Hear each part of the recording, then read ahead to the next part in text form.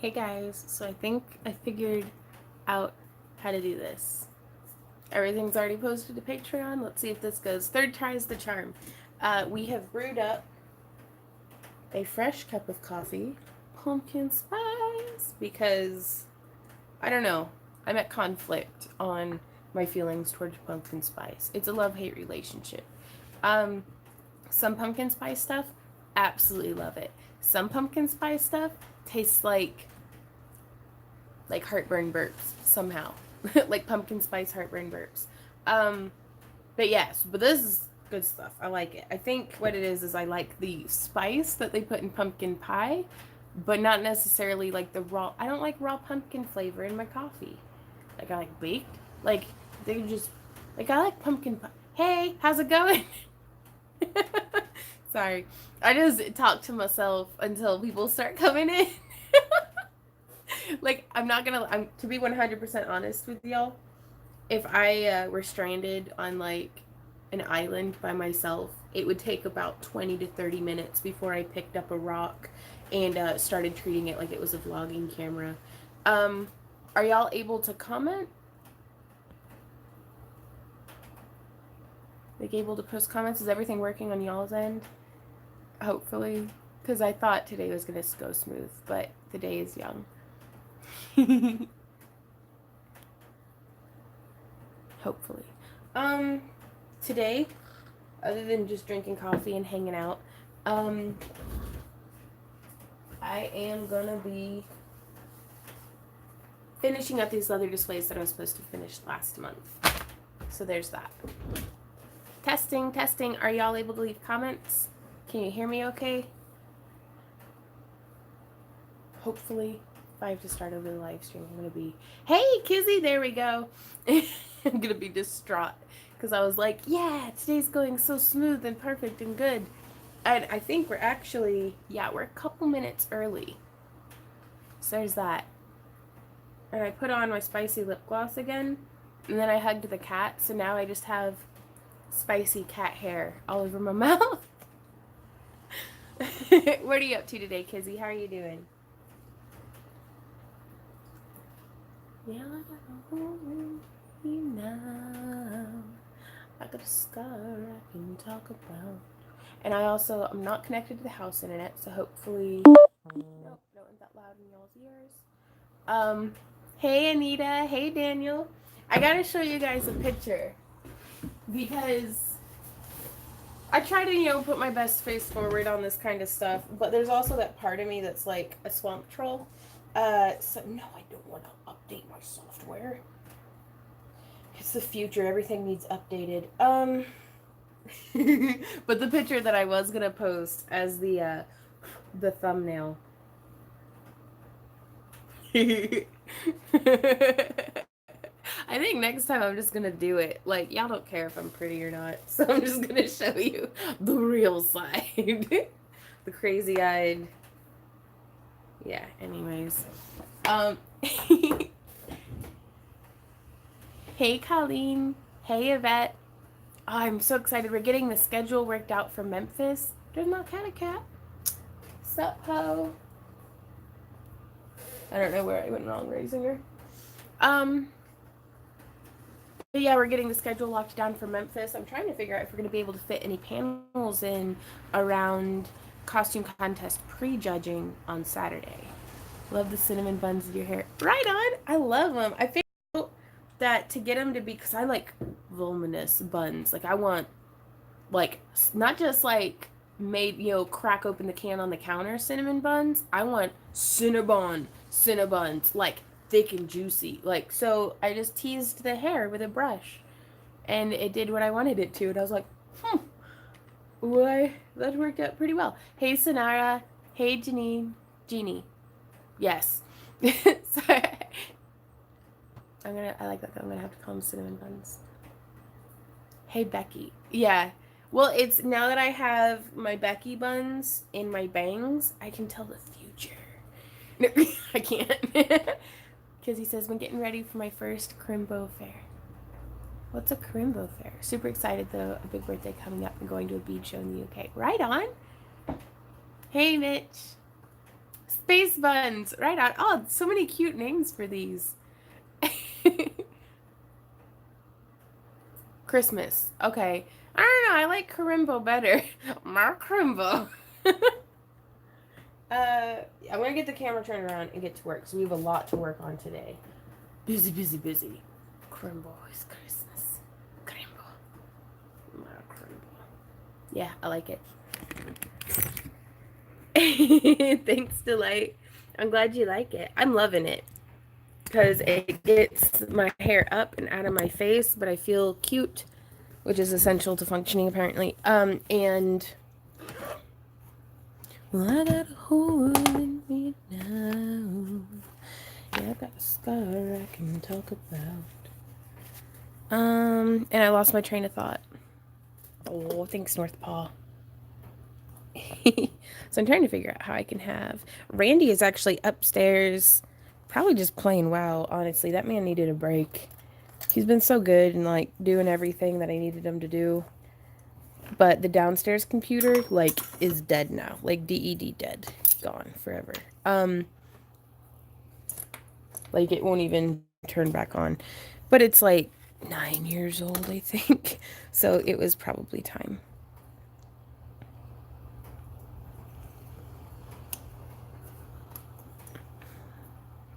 So there's 1, 2 inches apart. Cool. I got a hole in me now. I got a scar I can talk about. Okay. Boop, boop, boop. Ooh, Elise says the dye technique you used is amazing. How do you do that? Do you mean on the leather? It was all airbrushed, and I actually shot a little bit of a tutorial just on the airbrushing portion. And that way, because I know that sometimes I don't want to have to sit down and watch a 45-minute video of me talking to my cat just to learn a technique. So, but yeah, completely 100% airbrushed. And I use the EcoFlow water-based stains, like not the EcoFlow Professional. Those ones are a little bit waxier. And while they're nicely pigmented, it takes forever to filter them. Whereas the other little jars, it's almost like running water through the coffee filter to get it into the airbrush canister. If you want, like, let's just go back there and I'll show you all the setup. I'm not going to actually do any airbrushing, but just to kind of show you that. Because it's, I mean, if you're working with leather, you're already buying the leather dye. And then for the airbrush stuff, it's like maybe, and it's still a pretty penny, but it's like $150 and you'll get all the stuff that you need to airbrush like forever. And that's just from Harbor Freight, like, and that's including these big bottles that I'm going to show you guys. So let's get this cranked down my messy paint closet. I got a hole in me now.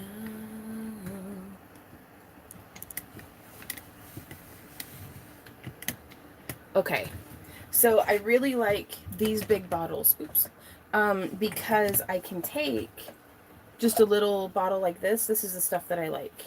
It's the EcoFlow leather dye, just in a bottle like that. And I filter it through a coffee filter and a funnel, and I just use the same dirty funnel every time. Like, it's fine. Like, you could clean it, but I'm not about that life. And then you can see here, this is just a paint easel with some paper towels clamped up at the top, because that way the paper towel absorbs it instead of it sitting on here, and then it helps me stay tidy. And then you can see I just have my airbrush hooked right here. I need to move that peg down a bit because the little thing I screwed it in with sticks out funny. But yeah, that's my airbrush.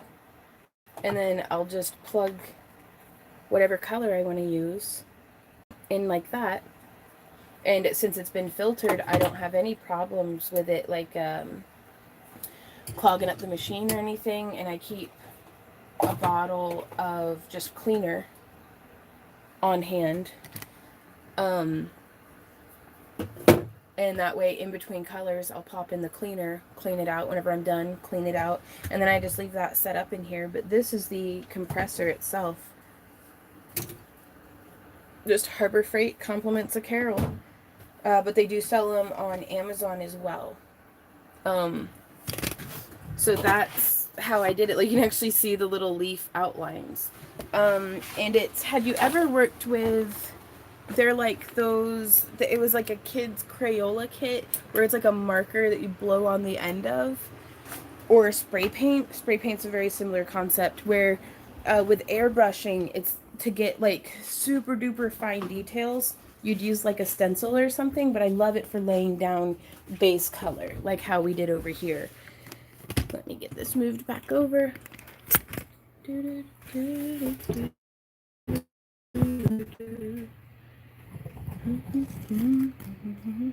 Yeah, right on. Hey, Sarah. How doth it be hanging, brethren? Sorry, I need to get out more. But yeah, it's just a little at a time. You press down to make the air go. You pull back to make the pigment come through. The one that I have is not particularly sensitive. It's almost all or nothing. But that's fine for what I do. And I'll start it off, like off page, and then be like, like my hands, the airflow, and just kind of touch the edges with green. And I like to do that after I've done the base color of brown. And on stuff like this, it's very, what? You moved? Yeah, you did. Okay, how's that going? Because I remember we were talking about that at Dragon. Gosh, moving can be so exciting, but so stressful too. It doth be hanging short and slow. Hey, Jim. I've missed you, man. How's it going? I'm going to start whacking crap with a hammer, though, but we'll still be... Oh, man, dog is good. I just almost knocked over my coffee cup. Nothing spilled. Yeah, I got a guardian angel today. Speaking of gratitude, I was having like a borderline day, like the other day. And Randy and I went to the gym, and it was going pretty good, but it was just like, I don't know, just a regular stressful day. And then I didn't get sprayed by a skunk. And I should probably explain. There's this cat that we named Socks that like hangs out at the YMCA. And so at like 2 a.m. when we're done working out, we will go out there and hang out with Socks and feed him or her, I'm not sure the gender yet, a pack of like, you know, tuna or chicken or like, you know, just whatever we have. And yeah, we'll feed Socks and then, you know, head back home. But somebody had put out a live trap, and I was like, okay, because there's a pretty successful and active catch and release, like catch, spay, release program here in Carthage. And so I was like, well, maybe they're just trying to get Socks, you know. So I didn't think anything of it. And then last night I went over to check and see if the after feeding Socks, we went to see if the live trap was still there. Well, Randy went and got the van and came around to get me. And I was coming around, and they have it like kind of hidden like behind a bush. And so I had to like move some of the branches to see because it was closed. And I was like, did they catch something? Like, what's going on in here? Is there a child in it? What's happening? And there was a skunk. And it like, I surprised it, and it surprised me, and I backed the heck up out of there as quick as I could. And for like, this was 2 or 3 days ago, and I'm still so grateful, y'all. I could have caught full face of just skunk butt, and I did not. And I was like, oh, thank goodness, that would have been terrible. So yeah, that's what's been going on in my life lately. Oh, your aunt has chickens? What kind, Sarah? Right? Finish packing everything up and put it into storage. Right on. Yeah, close encounter of the skunk kind. Yeah, I know. And I mean, and I was all sweaty and needed a shower anyways, but it's like I've never in my life been sprayed by a skunk. I've had dogs be sprayed. You know, I've had our van was sprayed by a skunk once. Because I guess we pulled up close to one and it was in our driveway, and it got mad and sprayed the van. So the van stunk for like a minute. But I, my own person, was not actually sprayed with its butt juice. That's something, if I could go the rest of my life without ever being sprayed by a skunk, I'll feel like I've led a successful life. Like that's pretty good.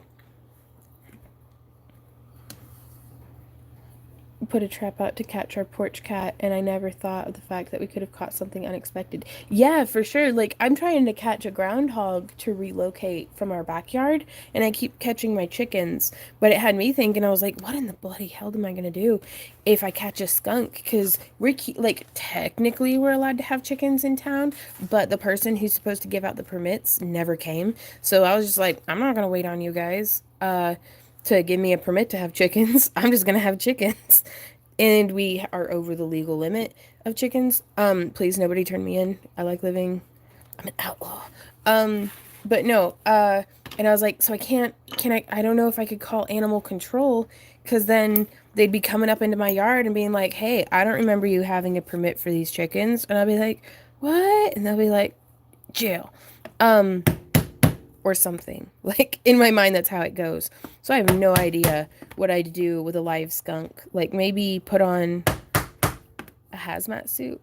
I should see if they have hazmat suits on Amazon. Because one of those would probably just be good to have. Like if the deep freeze ever breaks again and we don't notice it for a month like we did last time. Aw. Woo, Natasha says we helped trap and release 19 kitties through the past year. There's still a colony or two here that needs help, but if you just miss one, suddenly you have a litter of 8 new kittens. Yup. They better not fucking turn you in, right? Chicken mouth. Pretty sure you only have one or two from what we've seen. Yeah. Oh no. Elisa's our tour bus for high school band hit a skunk 20 minutes into our 5-day tour.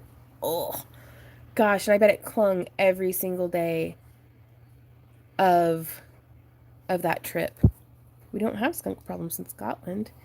Well, don't tell me that. Now all of us are gonna have to move to Scotland, which I think would be amazing. I was actually watching a really interesting video about tree restoration on the Highlands in Scotland. Like, I say the other day, but it was probably, I don't know, like a month ago. Also, I should probably change the camera so that y'all can see what I'm doing. Our alpacas are starting to get frisky. Ooh! Wait. Oh, you mean like, oh, grown up alpacas?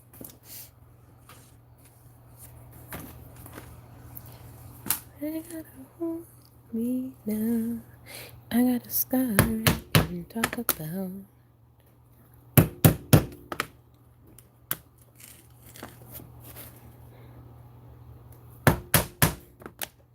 But we have been having a fantastic weekend. A very good week. Kind of staying on top of work and stuff and just, I don't know. Like, it's one of those brief, beautiful moments of work-life balance. What'd you try, Jim? Oh. Hey, pretty kitty. My daughter lives in a rural community in East Texas. Her and her husband have 10 goats. It is like blink and you miss it town. They got a ticket for having goats in the country. Holy crap.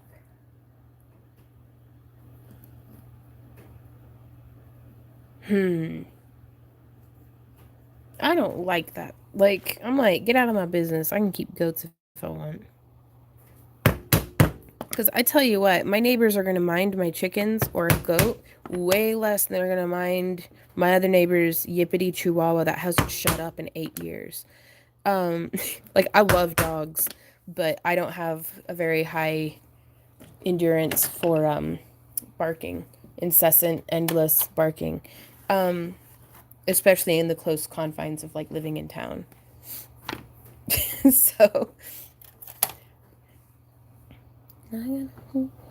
I keep thinking I'm done and then I'm not.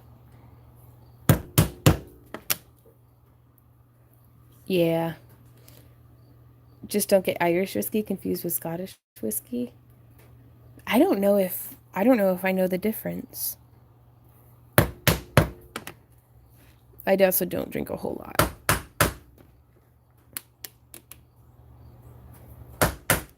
I lack culture. I mean, clearly, look at me. Yeah. No, like a Borkin dog, I can get that. Like, bork. But just the super aggressive yipping stresses me out. Because it's like I want to help, you know? It's like a dog, you know, typically whenever they bark and stuff, it's something's up. But there's nothing I can do to help. They're just neurosis.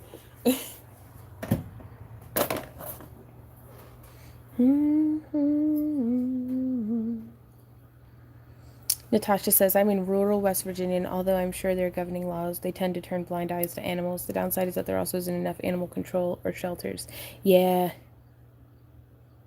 Well, I don't know. We live in a town where we have some turkey farms. And a couple times a year it'll smell just the worst because they'll be airing out, you know, the industrial style turkey houses, and then they also have, like, when they harvest they burn the feathers, so the whole town will smell like it. So I can get, you know, being maybe ignorant and misinformed, thinking that if my neighbor has chickens then it's going to smell like that always, you know, but it's, I don't know.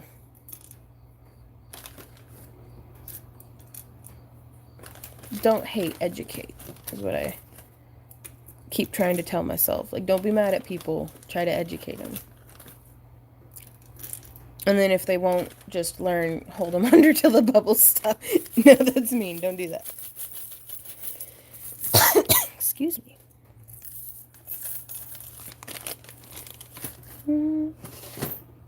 Finally, after catching you live after months. Hey, Mimi! How's it going? Yeah, no, they don't. No worse than, like, my dog crap in the yard, and I'm allowed to have 4 dogs, and they poop way more than my chickens do.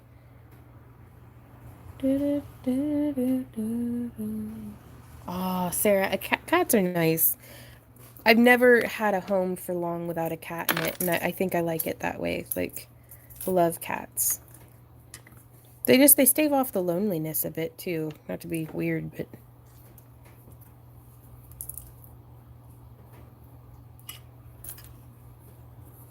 The apartment in the city.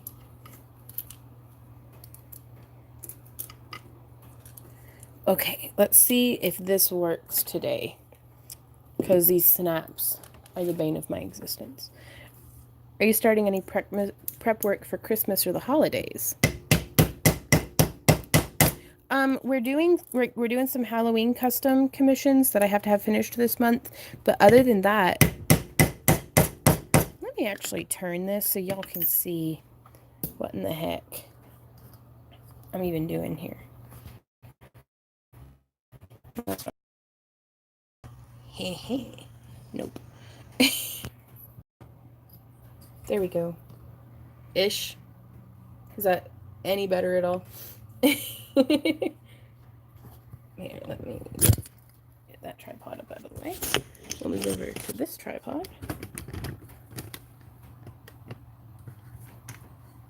But now I can't really see what you guys are saying. Ooh, gotcha.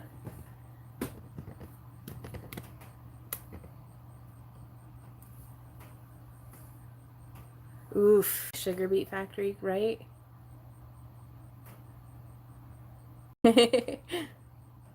Well, again, that's where I say, Teresa, don't hate, educate.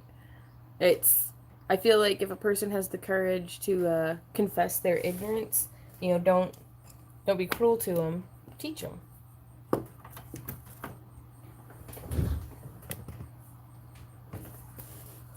So I'm going to pull this up so that I can see what y'all are saying independent of the camera, hopefully. How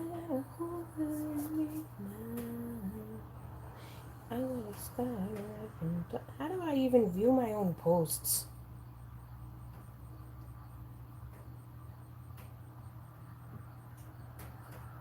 There we go. I'll just turn the sound down all the way, and now I can see y'all's comments. Woohoo! Hey, yeah. Sweet. Okay, Good afternoon. Hey, Roberta. Time works well too. Ugh. Yeah, I think next year the garden, I'm going to make it very, very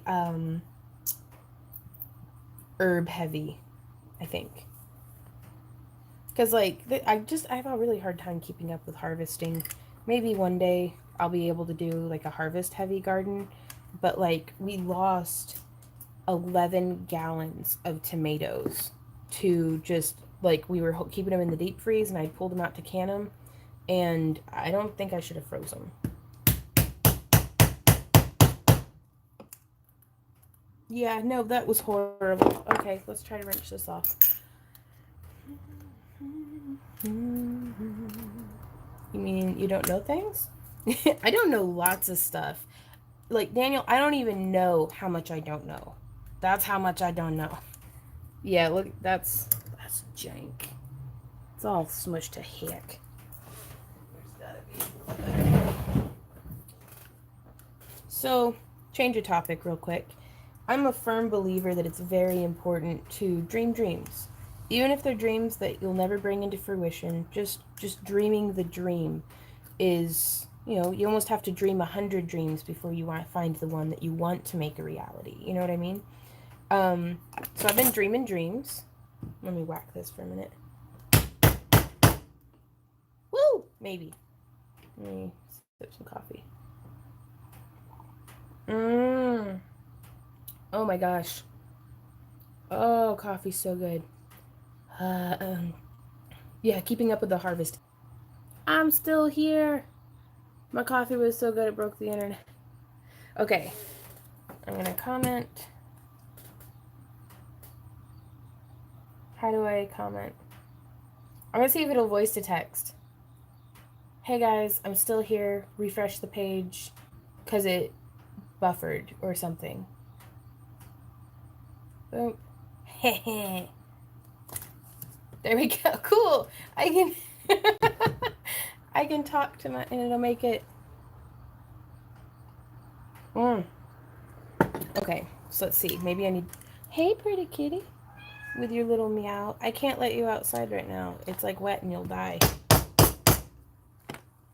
Hopefully that'll work.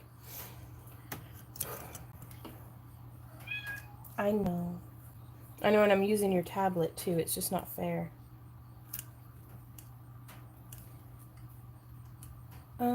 Yeah. But, yeah, with the chickens, anything that, like, falls off the vine, like, they're my little cleanup crew.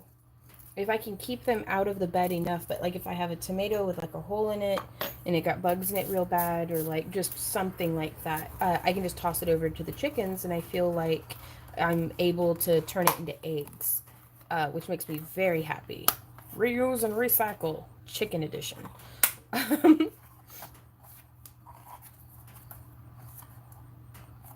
It just scared the heck out of me. There was this, like, I got the fan on in the other room, and this dust bunny just spider crawled across the floor, and I was like, it's like the size of my hand. I'm not ready for Australia lever spiders just yet.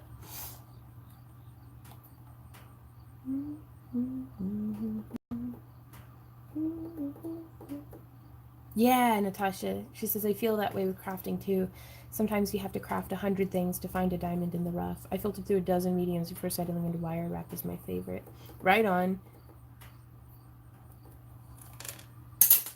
Oops. Why do I look like this? Because I set myself up for these messes. I know this. I know this when I'm making the mess. I'm putting it in the spot and I'm like, oh, this is going to suck later. Oh, well. Where did I drop that thingy? Did I drop one or two? Who's a pretty kitty? Do you want to come sit up here and judge me? You can if you want. Yeah. There you are. Oops. So now we have a kitty glaring down upon us.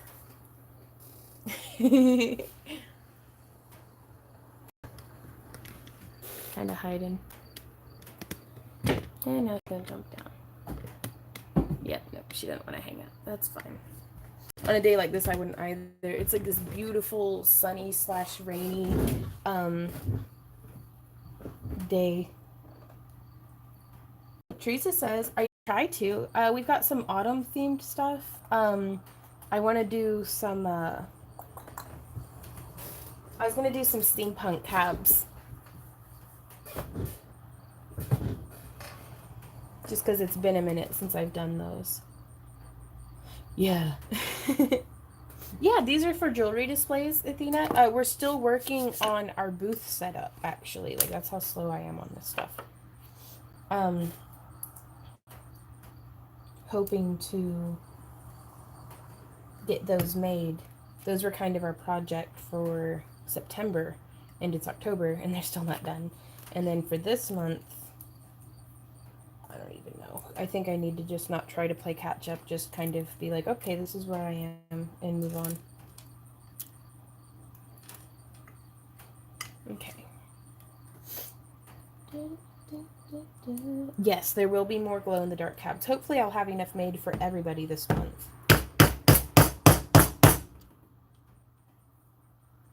But it's come down to, I think we're only from like this month onward, only going to be able to do 2 cabs, like 2 clay cabs in each box, and then either like a crystal or a gemstone cabochon. So there'll still be 3 total. And then I need to send Parawire another email because they've quoted us by now. And it's, but I don't even know what day it is. But it still hasn't shipped. So I need to get on that because otherwise we're going to be running late again this month.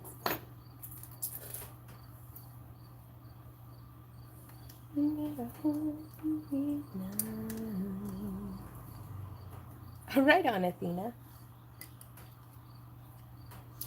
I'm not gonna lie, probably one of my biggest insecurities in this world is the Patreon boxes. Because I can't even, I know I've said this a million times by now, probably. Oh, that one's all fudged. I can't even express to you guys how grateful I am for the changes that y'all have made in Randy and I's life. This will be the second winter in our adult lives that we are not afraid of whether or not we're going to be able to keep our bills paid, of whether or not we're still going to be able to eat. It's now we are nervous, like if a couple more bad rainstorms and the roof's probably going to cave in over the laundry room. But that's not on y'all. That's, but if that happens, like, we're going to have to figure something out. Where's that little thingy? I think this one is going to be better. Yeah. Maybe? Does this fit? Yes. Hopefully. We'll try this one out. And so I want to be able to thank you guys and, give you something very, very worth your money.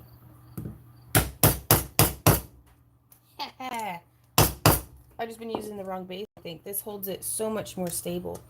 You're in the process, not behind. You'll still put things out in those just finished, just not on those particular displays. Yeah. Well, we don't have another show that we're vending at until 2020. It was just Randy and I had set a production schedule for Dragon Prep that, I needed to have been making some costumes for sale out of the booth for Dragon. Like, that's how far in advance we're trying to plan. Hey! Oh, it works though. I hope it didn't. Okay. I was worried I'd broken my screen. Because it landed like right on that corner. I got a scar I can talk about. I don't know if that one's going to hold, actually. I'm lusting after Tandy Leather has this, like, lever-armed setter for this stuff that, like you just crank it, and it's perfect. It's like, it does the thing. It's amazing. Yeah. Maybe it'll hold. We'll see.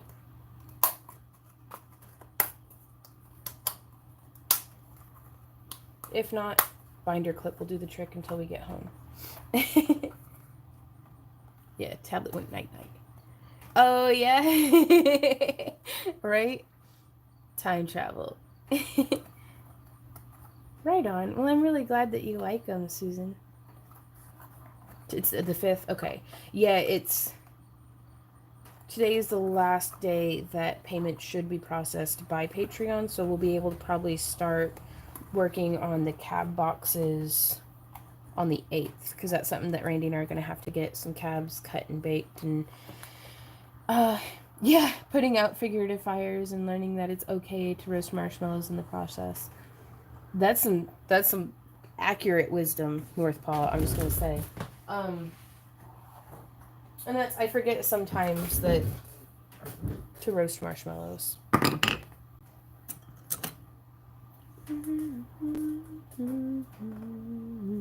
Right on. At least as I wish I could afford to do more than $1, not because I want more stuff, but because I want you to keep making videos and beautiful art. At least thank you for your generosity, but it's $1 is more than I could have even ever asked for. And I'm not gonna lie, the greedy part of me is like, shit, if everybody did $1, if every single one of our 116,000 subscribers gave me $1 a month, I'd be like, that's so much money. Like, even if half of them. And so it's like $1 is so much to me. Like, 100 people give you $1 and bills are getting paid. Like, you know what I mean? So, and just that y'all would invest not just your hard-earned money, but your time here with me is what's mind-boggling.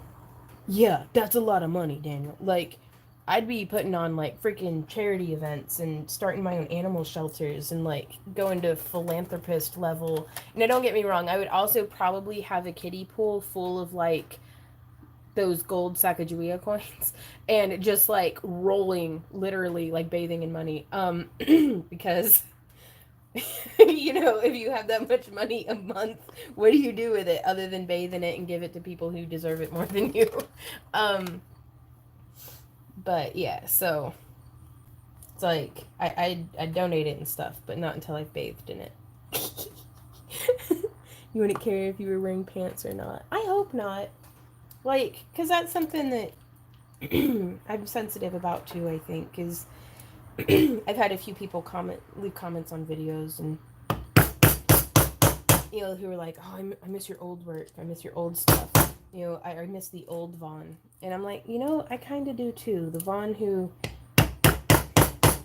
never smelled your shitty opinion. But no, and because some of them are kind and they're friends and they're like, I miss you being less stressed out. And I was like, bitch, me too.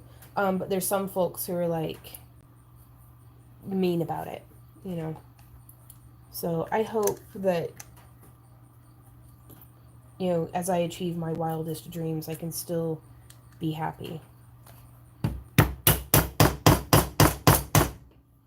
But I'm really interested in a set of problems that having more money than I know what to do with might bring. But at the same time, I'm very familiar with this devil that I currently know of the, oh God, I hope I have enough, I hope I get through the winter. Like, that's a simple problem. Simpler, it seems, than, like, scary, like, taxes or... Well, I guess that one's gonna stay. It looked on crooked.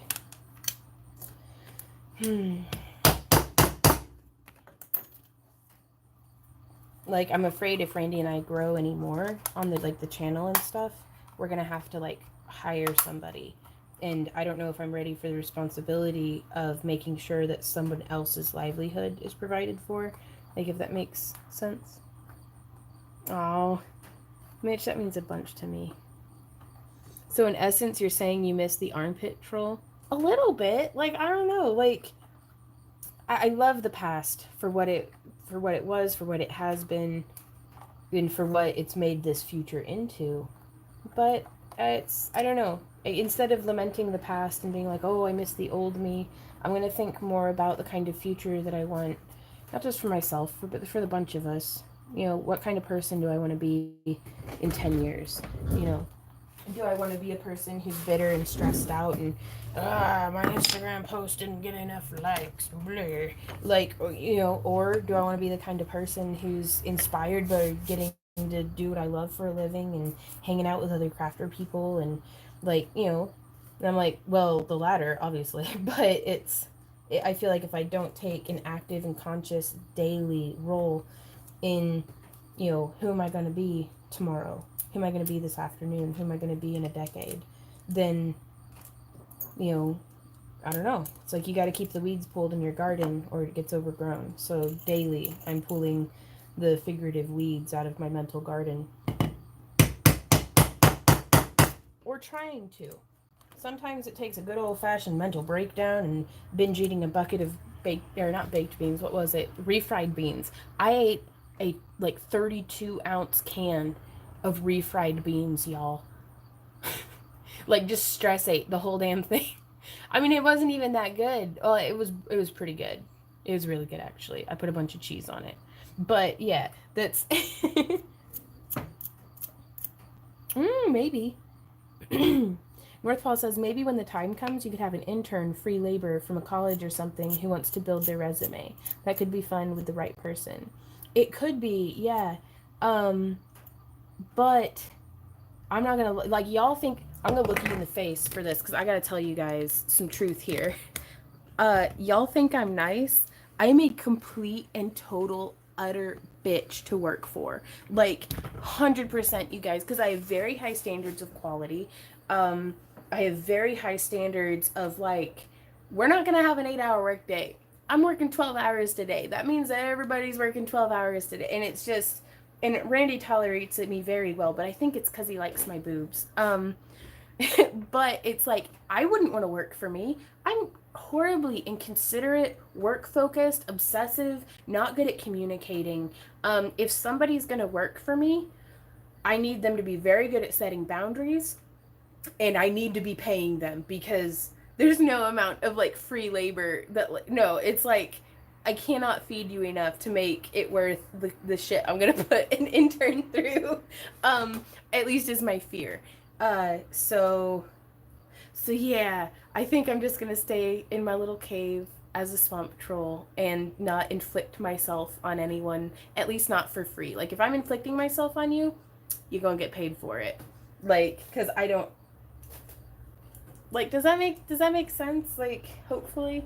And so just knowing that about myself, knowing how much I like money too. Not money like itself, but like beads. I like maybe that one day if I'm lucky I might get to retire.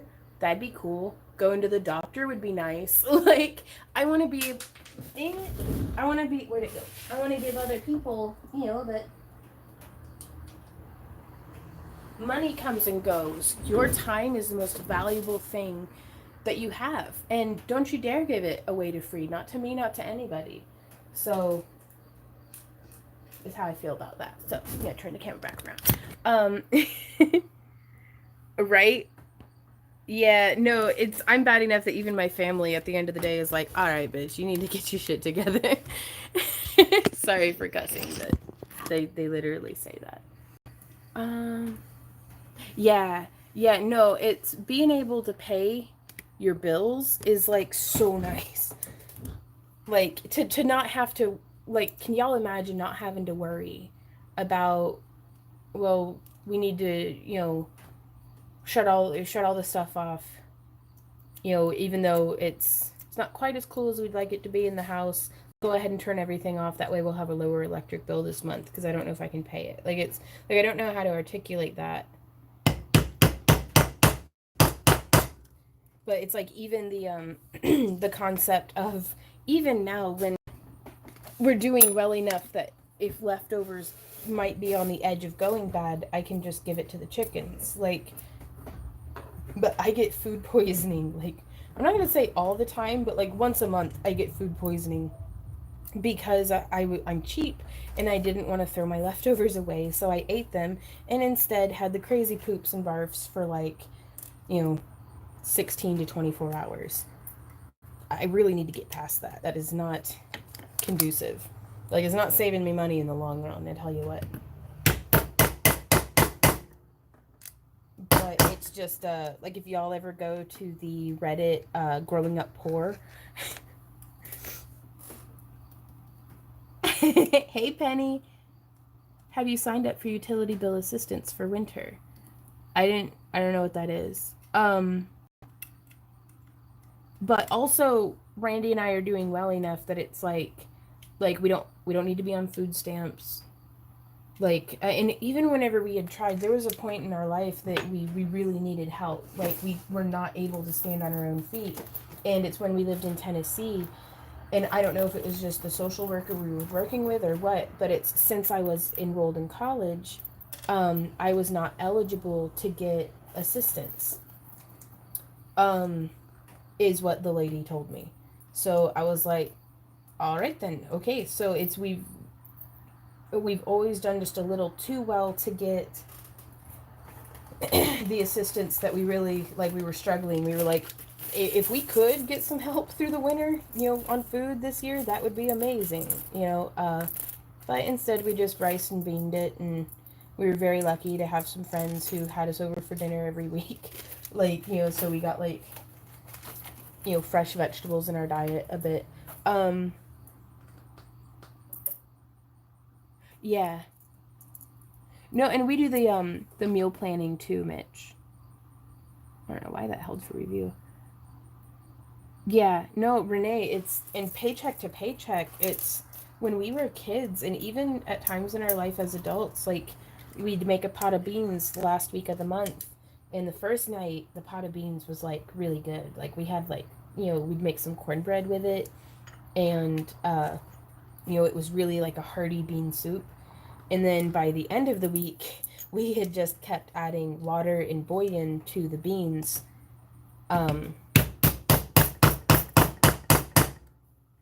In hopes that it would last until.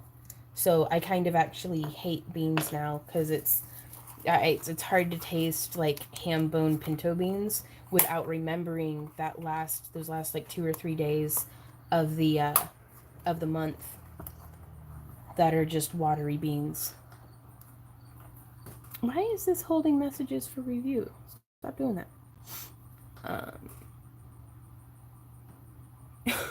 Oh my god, I missed something. Yeah, gotcha, Elise.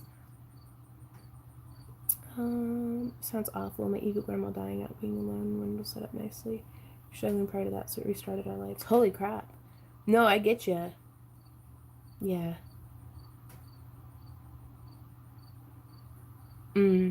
Okay, wait, I missed something. Sorry, I'm trying. What's up? I missed something with Michelle. What's going on? Ah! Oh no, Penny. Yeah, I posted it to the thing. I don't have a way yet to be able to send it send the link to inboxes. Another creative with the skills to the admin crap. Who has the skills you need? Yeah, Roberta, that's definitely, it's an admin thing that I need help with more than anything. Like, just staying up with like, messages and scheduling stuff, and just getting, like, I can shoot and edit videos all day, but getting them posted, like, to YouTube and scheduled, and, well, yeah, that actually, Jim, I'm not gonna lie, that sounds kind of cushy, but you also we lived in a place where it was like, $300 for a 2-bedroom apartment. So the cost of living where we lived at that time was super affordable. But it had to be, otherwise, nobody'd be able to live there.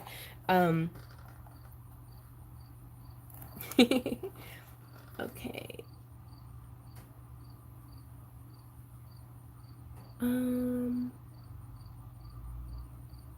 Yep, noodles and ketchup. Noodles and butter was fancy.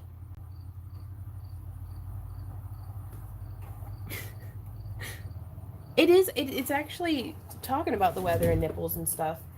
It's actually really nice. Like, yesterday or the day before, it was the first properly kind of chilly. Like, I could have used a light jacket or a sweater. And then today we had our first, like, autumn rainstorm. But now the sun's back out. It's very nice. Yep, beans and rice, noodles, ketchup, and black pepper. can make 10 to 15 new things in a day, but sometimes it takes longer to edit, post, list, and describe than the creating did itself. Yup. Eggs, rice, and black beans. Yeah. It makes me feel rich when I eat that with like some avocado on it. Or like some garden tomatoes.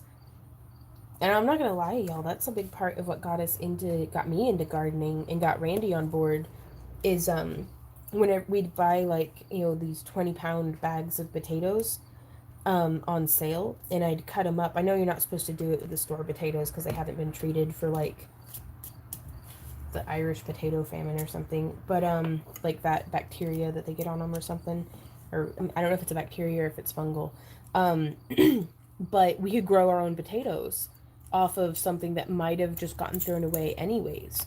So stop holding messages for review. Beans on toast. Ooh, soft-boiled eggs. Toast cut into strips. Eggs and soldiers. Yep. I gotta hold it now.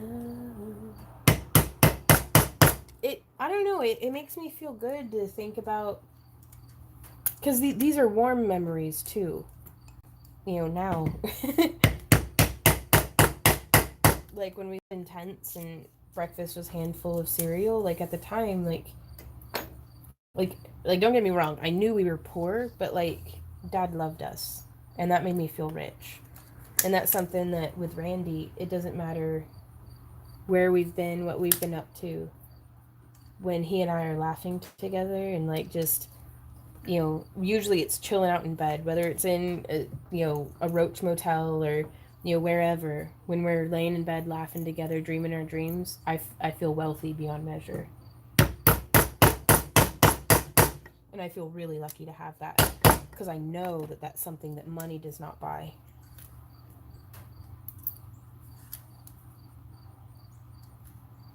And then like sitting here hanging with y'all, rich.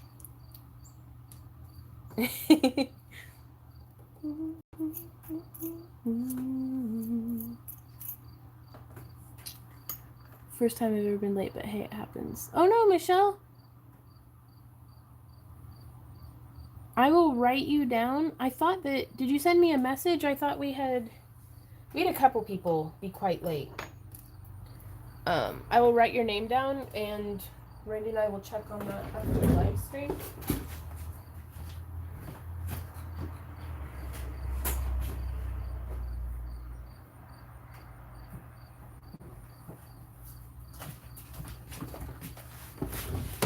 Just, I'd have to go upstairs to the computer. Now, what's your name on Patreon, Michelle? Because a lot of folks will have different names on here than what they do. I lived in a school bus for an entire summer next to a broken down shed full of chickens. In the morning, cows would knock on the back emergency door to make me open it. Oh, that's kind of cool though, Penny. White rice with butter. Always thought it was a treat. It's mindset, y'all. For sure. I had cornbread salad yesterday with my grandma. Crumbled cornbread, beans, tomatoes, onions, and cucumbers all in a bowl together. If you can afford it, some sour cream or ranch on top. Yeah, for sure. For sure. Laying in bed with a huge cow nudging you and drooling on you is funny.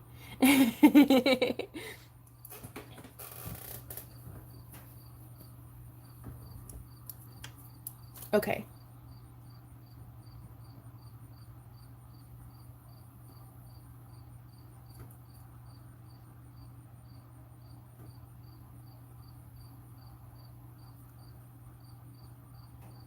Okay, I have it marked down to check on your shipping status.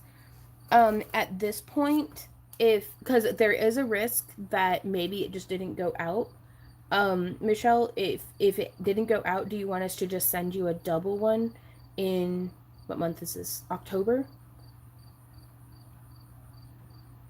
Sorry, I don't like doing this publicly, but it's also, if I don't ask you now, I'll forget. Aw, Penny. Little chickens.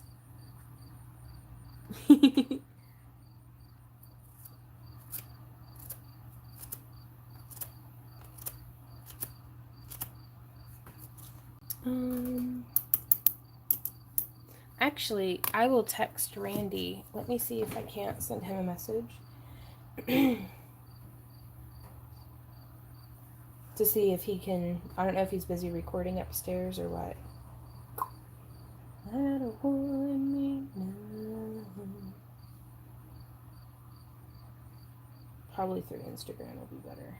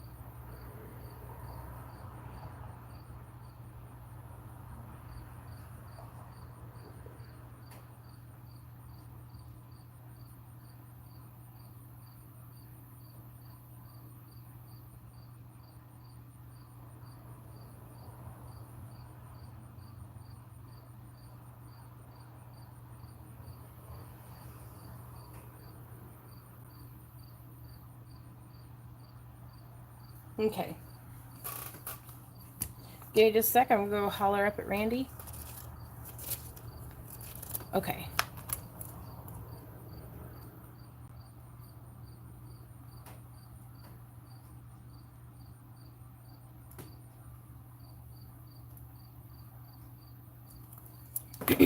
I'll be right back. I'm going to go holler to Randy. Hashtag administrative work.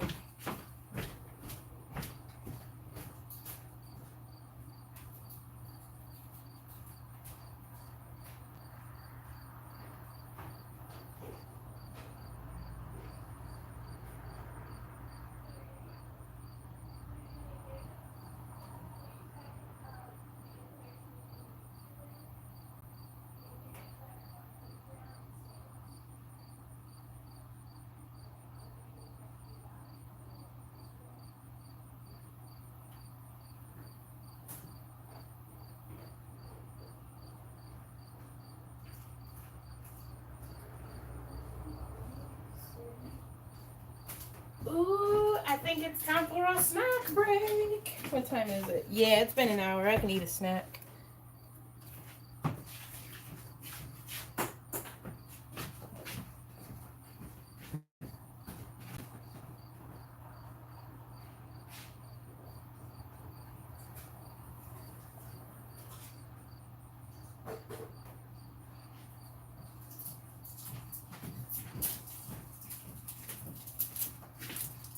Okay.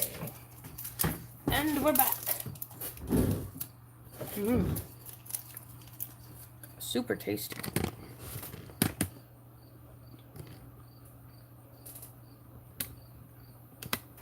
Okay. I'm eating a thing. So y'all stay hydrated and well fed. I had to wake up early for freaking hell. The cows are a great alarm clock. So I can't believe they learned to nudge the door and make noise. Cows are like super smart though. Like, I've heard. I want a cow one day. I'm gonna squeeze her titties to make milk. Sorry. Snacks. Wow, Renee. Work at a vet clinic. Right on. Part of water, but not the same thing. Ooh, I missed something. Ooh, Sarah. Isn't that nice though? Like, just fresh out the chicken butt. Like, I love warm eggs. Like, fresh out the chicken butt. Hey, Abby, how's it going? Yeah, I'm invisible. Now I was running asking Randy a question.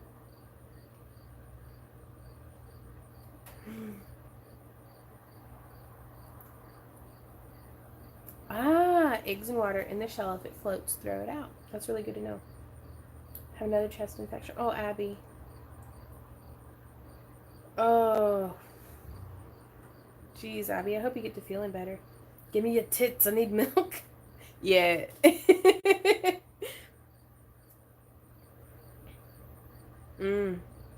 Highland cattle, right?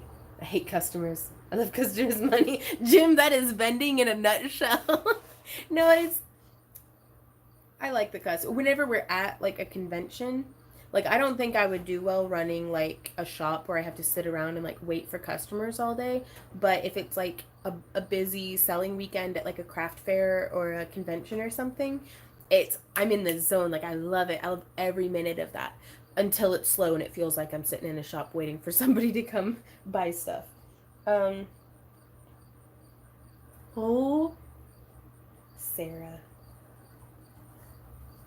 I'm excited for you. I love having chickens. Like they're probably, so far, they're one of my favorite livestock to keep. If you can consider them livestock. But, okay, flipping the camera back around. Nope, it didn't flip around. There we go. Yeah. And we're still working on these displays. I am not a very time efficient person. Mostly like customers face to face. I don't do so much like virtual customers. They aren't as polite. Yeah, I've never had somebody be as rude to me in person as what I've had people be online. And I don't know how much of it is they just don't know how their tone's going to translate in the messages. Though we did have one lady, she straight up was accusing me of like stealing money. Like it was through Patreon. She was like, "You're just doing this to steal our money."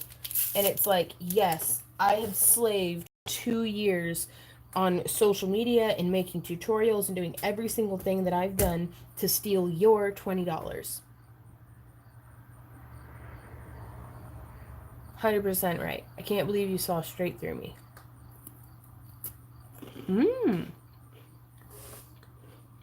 Yeah, I don't even know.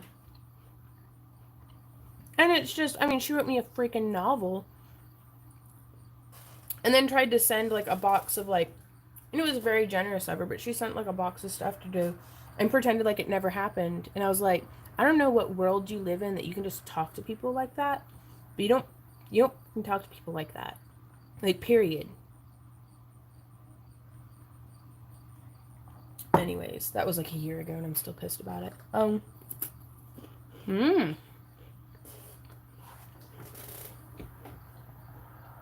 And it was right whenever, those of y'all who've been with us for a minute remember whenever we, like, back in February, we had shifted some tiers around. We're still, in October, having a few people who were like, I haven't gotten a package since January. WTF fun. But I made a mistake whenever we changed the tiers. That it put everybody who was in the old combo tier into like a no reward tier. And there's no way that Randy and I can go in and like change it. And the only option that we have right now is to just straight up block people. Like, and and Patreon notifies you if you've been blocked. So I don't want somebody thinking, you know, that something's up. Yeah, no, and whenever somebody lashes out like that, in my logical self, I know that they're dealing with something internally in themselves. Like, I am not the source of their unhappiness. They're just taking it out on me. Like, whenever it's to that level, you know? But it was right whenever I was in a very low point, and it feeds on my already existing insecurities. And this is my own fault, but it feeds on my already existing insecurities that I don't do enough for my patrons, and that, you know, this imposter syndrome that I didn't even know was a thing, and apparently I'm like textbook case imposter syndrome. But even working on it, like I'm trying to work with like a cognitive behavioral therapy to like catch myself before I go into these downward spirals of self-loathing depression. Yeah, no, 100% North Paw. I had to change my donation to be able to get to the cab boxes. Sarah, I hope you like them.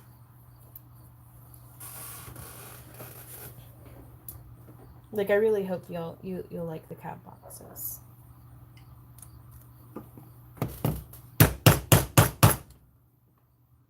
So I'm gonna do a display and then catch up on messages and like do a display messages, like kind of alternate that way. That way I really need to get some work done.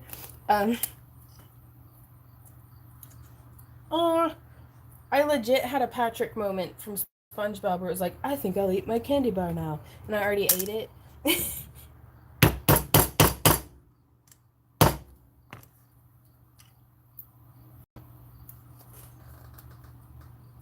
Ooh, The 6 Pillars of Self-Esteem by Nathaniel Branden. I'll have to look that up. I'm gonna write it down.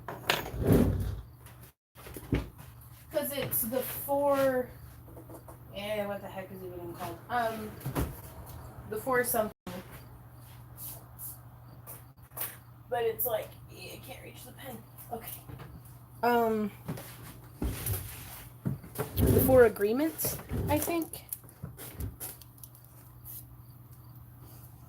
Okay, what is that? Oh no, Penny. 6 Pillars of Self-Esteem.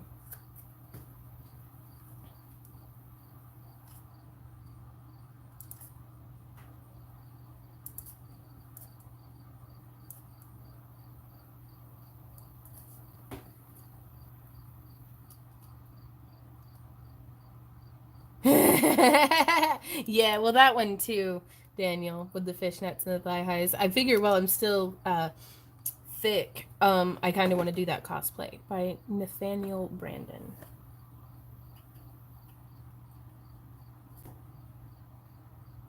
I wonder if they have that on audiobooks. Because I think I've got a credit or 2 stowed away. Because I've been reading through, or rather listening through, Will I Ever Be Good Enough? Daughters of Narcissistic Mothers. And I've just been, well, a mess for one. But I've had at least anywhere from 1 to 3 narcissists actively involved in my life, at every point of development, every point of my childhood, every point of high school, like, until I was with Randy. And even then, working as an artist, we've all met, other artists. They're not as cool as you guys sometimes. And so I've been dealing just with a whole bunch of just mess, because I am a people pleaser. I don't know if you noticed. I am just a very loud inner critic. Like, that bitch hollers like a rooster all hours of the day and night. And I have a demonic food lust, and that's my coping mechanism. And it's been really hard these past, gosh, I don't know. Time is a construct. But I've been having a really difficult time. Really? We hadn't noticed fun. Really? Okay, cool. Because not that I'm like trying to hide this stuff, but I do I live my life by this fake it till you make it. And it's like, I'm going to be the person, like, I'm going to practice being the person that I want to be until that is me. Like, we become the masks that we wear. And we all have masks. Like, we dress up like professional people when we go to work, and we, like, you know what I mean? And it's like, I want to be the best version of myself, and y'all really bring that out in me. Like, you inspire me, but there's all of these underneath that surface, underneath the veneer of who I want to be and who I'm trying to be and who I want to grow into, is all of these potholes and pitfalls and, stuff that is like, just sledging through. But I'm trying to stop using, like, food has been my drug hard. Like, oh my God. And that shit's delicious too. And it's not like, that's why I've steered very carefully to not do a whole lot of drinking, to not do any drugs, because I know that would be a slippery slope for me. Because it's one's too many and 1,000's not enough. Problem is I gotta eat like 3 times a day, or at least I should be. So dealing with trying to not turn to food as my stress mechanism, like my coping mechanism for stress, has been really difficult, because I like yoga, I like dance, I like crafting. Nothing satisfies me like a 32-ounce can of refried beans. Like, so it's just, And trying to kind of work through that and get that figured out. And Randy's been very patient through all of it. That's actually why I have bangs now, is I gave myself like a panic haircut at 2 a.m. Like,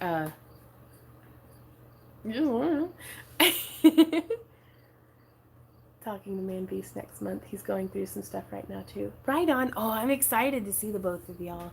Like, not 100%. Congrats, Sierra. I used to work. I was half naked before I hit the door of the house. I couldn't wait to get my work clothes off, right? And I'm very lucky that, well, I don't know, because also, and I felt attacked when I was reading my book, or listening to it, because that's what I listen to when I'm on the treadmill.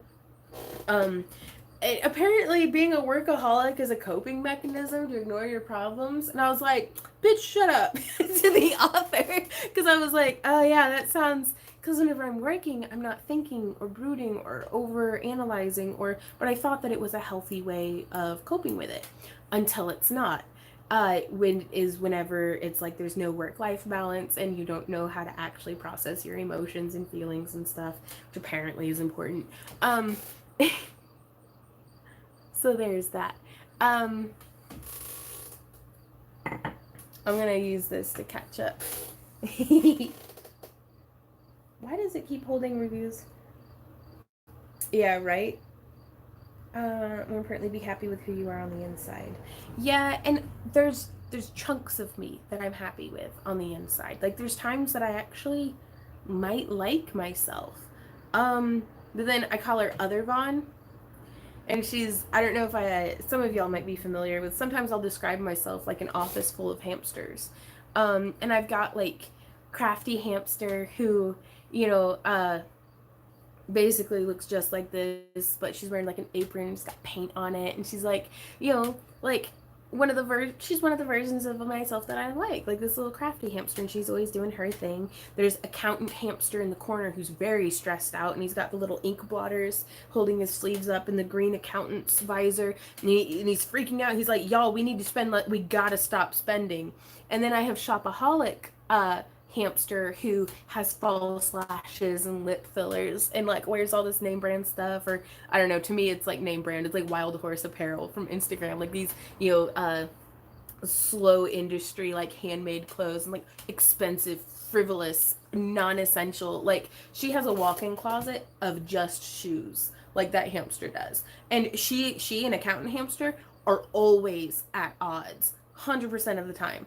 Like, it's like Inside Out, but instead of just a few emotions, it's like 30 hamsters.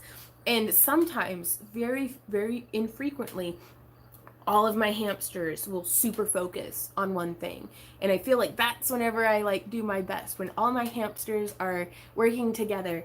Then there's Other Vaughn, who is this like, she's I need to talk to the manager haircut. You know what I mean?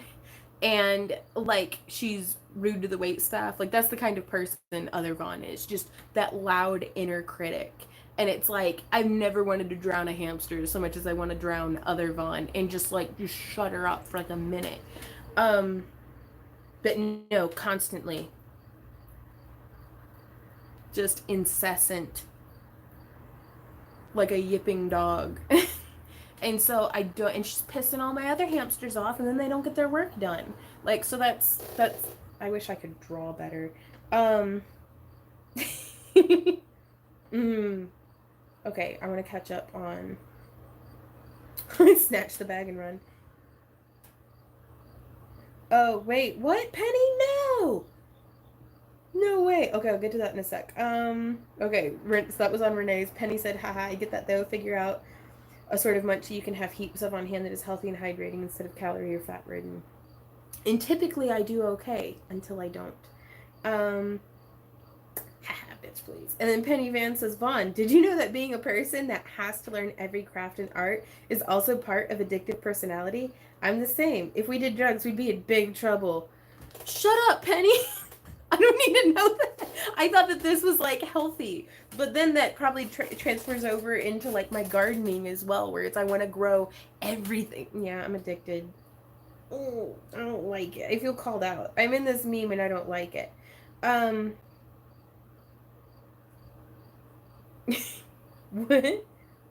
Bye, Jim. Thanks for hanging out. Okay, I missed something again.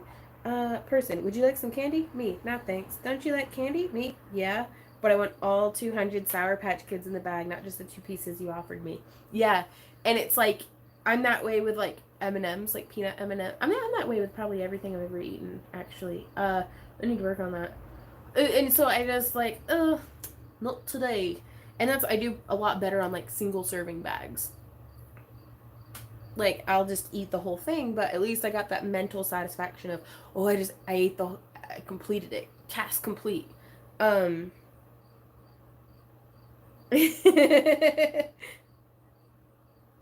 um Penny says, Vaughn, are you analytical about everything as well? My immediate response is I don't know the meaning to the term, but I think so. Like I overanalyze everything. Is that how you mean? Like I don't know, because I have a very, like, there's a hamster in there who's very, like, logical and pragmatic, and it's one of the quieter ones, but it's there. Um,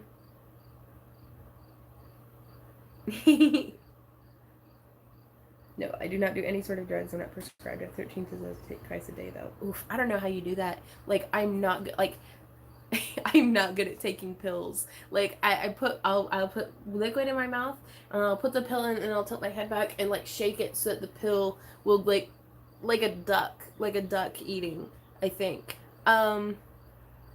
Yeah, obsessed, and it's not healthy. I need to just switch it off. That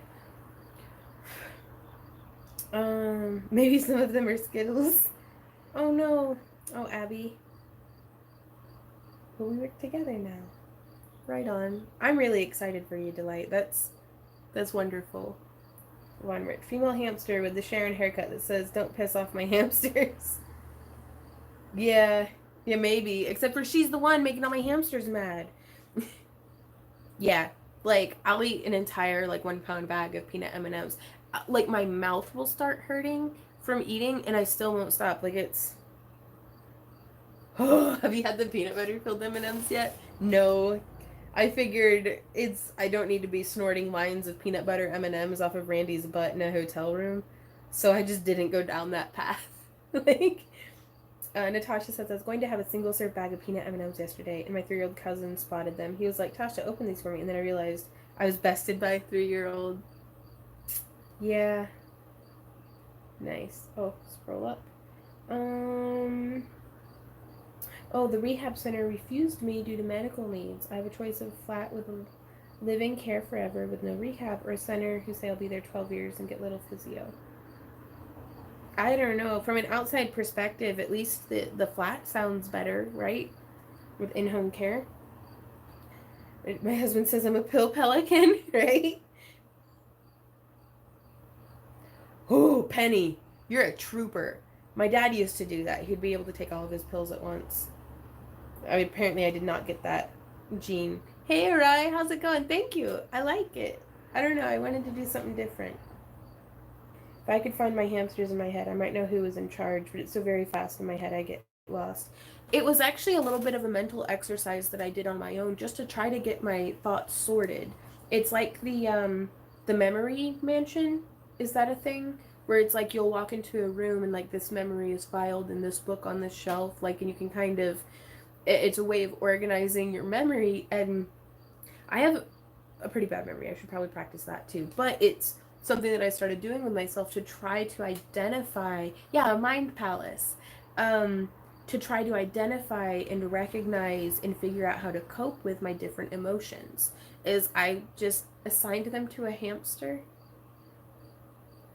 Am I insane? Like, what the fuck? Like, I don't know. It seems to be working. Like, I'm inflicting myself on Randy less, so it's working. I'll just say that it's working. I need professional help. Oh, pumpkin and caramel M&Ms. Well, that's it. At MCFC, we're going to be snorting lines of M&Ms off of each other's butts in a hotel room. I'm just saying.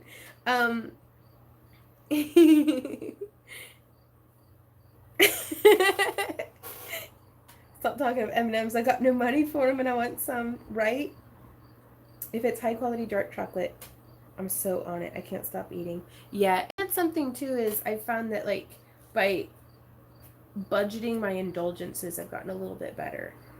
Oops. Mind Palace, right. Psychological class, psych class. I'm actually quite bad at it. I just journal and keep a day planner and hope I don't crack in public. Yeah, that's basically what that's boiling down to. All the best people are mad. I would try that. My head is so empty, I'm surprised I'm functional. Well, you've got like one little Zen hamster, maybe. He's just like the dude. We've all got a hamster on the inside who's like the dude, I think. Just don't compartmentalize. Oh no, yeah, it's a wide open office. That wouldn't be the weirdest. More free entertainment, right? I love you guys so much. Back to work. Okay. Oh, ow. I just bashed my knee on the table. I think he went on a holiday, too empty for him. It's like, it's boring. I'm out. Hamster mansion with no inside doors. Yeah. No, it's just a big room. Oh, that's the ceiling. There we go. I like listening to my dude hamster. Life's a lot better when you listen to the dude more often. I'm in full agreement with this statement. Right, Sarah? I'm really glad actually to have these like I'm not gonna lie, you know, I want everybody to be able, you know, who comes into the other chats to be able to hang out and stuff. But it's nice to have a little bit more of a private party. You know, where we snort lines of M&Ms off of each other's butts. We're good friends. Last display, y'all. I'm actually getting shit done. What are y'all doing? What are you guys up to? Feeling like James McAvoy in Split. That wasn't me. That was Patricia. I've got a little Patricia hamster.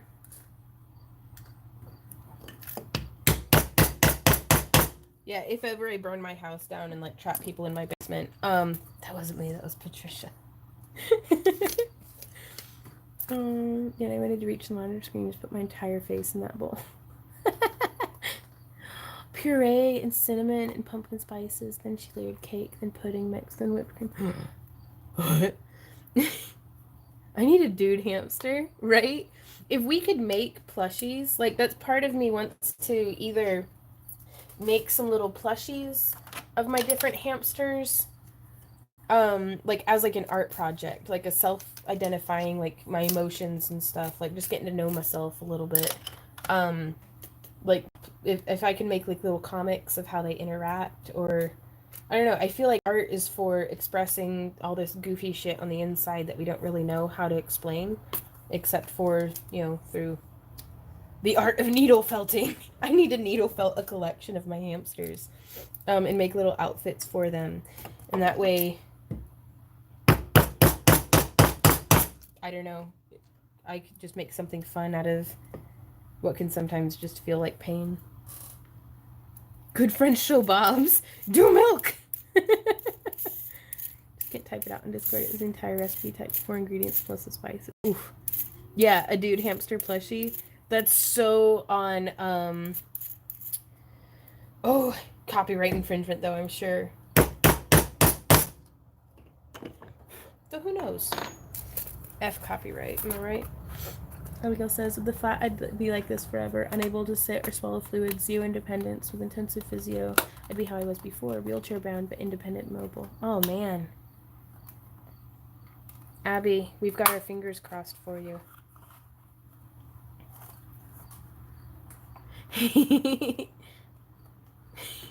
Penny. Right? Ooh, do you have a tutorial on needle felting for the hair pieces you wear? Array, I don't have, the dreads that I wear are actually wet felted, so it doesn't require any needles, and I do have a tutorial out for that. Though I'm really excited. I have a fresh batch of, like, I ruined my old dreads, that I had gotten from Dreads Forest. I tried to dye them purple, and I used too much dye, and they came out black. Like, I did it completely wrong. Yeah. The healing hamster. What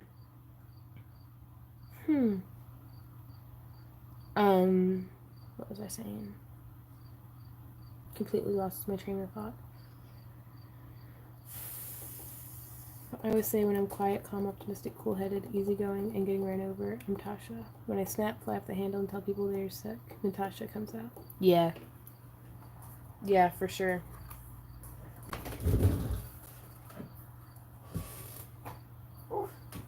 Y'all want to see the little...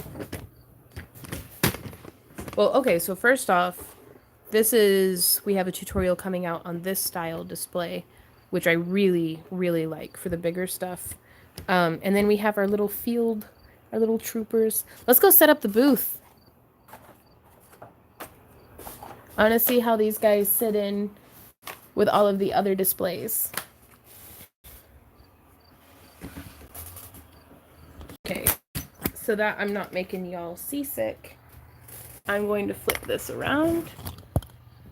Ah, thanks, Northpaw.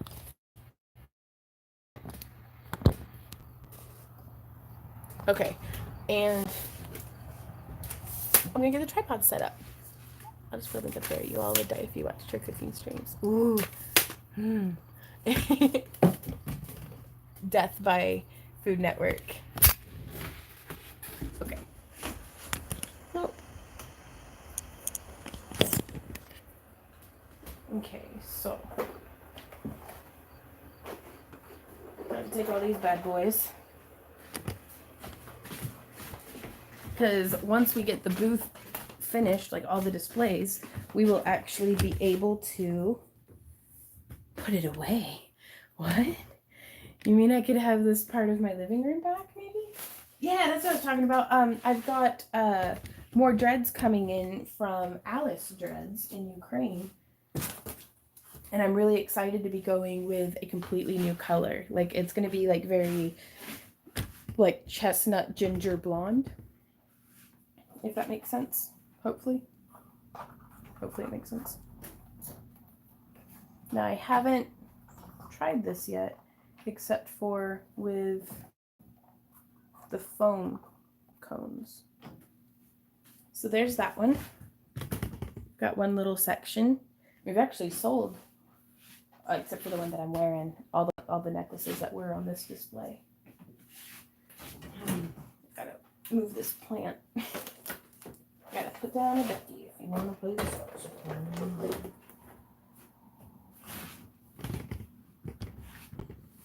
So let's move this plant. This goes in the can. Oh, you need watered. You getting dry, buddy? Yeah, very dry actually. Give me a sec, I gotta water this plant.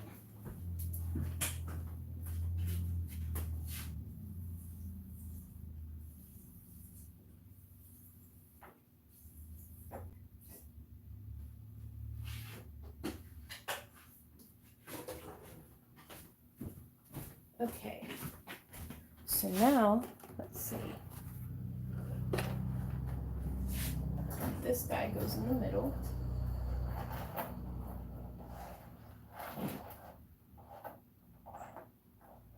I like that. How do we just stuff everywhere? Ooh, I like that.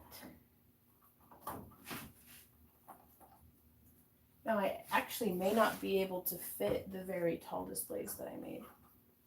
We'll have to see. Well, crap. Because if I can't fit them, I'm gonna be super, like, mildly inconvenienced.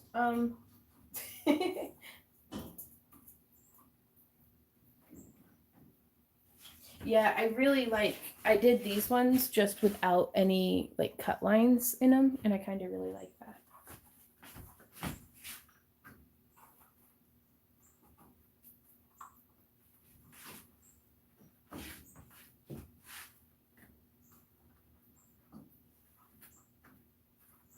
I hear those birds. I hear you, bird.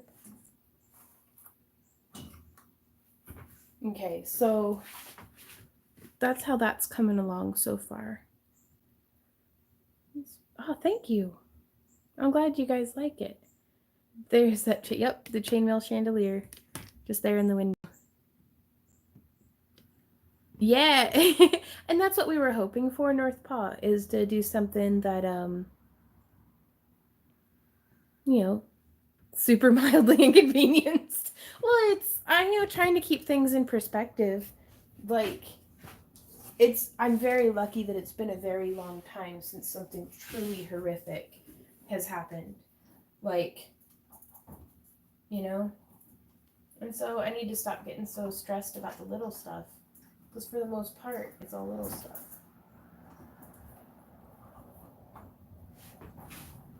Okay, so these ones are going to get moved in. Oh, hold it. Wire. A little closer. Oh no, these are coming down the hole leaking. Oh, they didn't. Excellent. Very cool. Oh, that one did. Oh no. Oh no. There's purple dye everywhere. Well,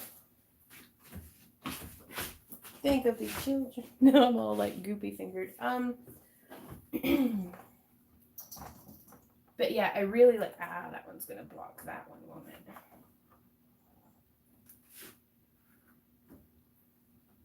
Because I don't want any of the displays to be blocking the view from other stuff. So we may actually have a few too many of the leaves. This should work out okay. So what if we traded? Yeah.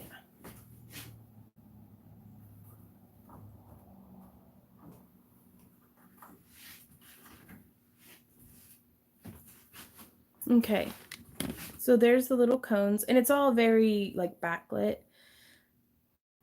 It's all fun games until someone has to shave the cat. That's true though. Yeah, knock on wood. Knock on wood for sure. That poor cat pen. Oops. So then we have the tall, and we added in, I don't know if you can see, but we've got that display there that's going to have some necklaces on it. And same on the other side. Thanks, Arai. Like, I mean, it's backlit right now, so the camera is not really picking up on it. But I'm also really pleased with just that one strip of LEDs, and we're going to have like 2 going across the top. I needed a miracle. The longer I'm bedbound, the worse my health will be. I have the potential to return homework and have my old life back with physio. I want my freedom. I mean, 100%. That's your, birth-given right. Oh, and there's a tripod farting. Yeah, I really like those guys, but I've got one more tripod each display that goes there and there. So let's go get those ones made. He just looked at me across the fence. What the Penny? That's amazing.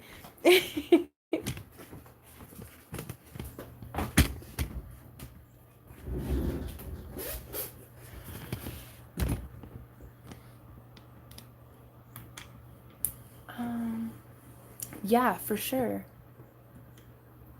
Yeah. Oh, we would. I don't know. We're going to be renting a cargo van for our next vending event, so we might be able to fit it. But up until this point with our business, we've been having to, we can't bring a whole lot of frivolous stuff because it's all been about carrying inventory and stuff. And so, kind of shifting dynamics, though, into we'll move more inventory if the booth is more eye-catching. Like, we're going to experiment with focusing kind of on that. But that is a really good idea, Jim. Yeah. Teresa, that's a really good point. Like, there's probably a ton of obstacles in the way, but life is hard. Sometimes the only choice we have is getting to pick between hard and also hard. We get to pick our hard, though. Right, Penny?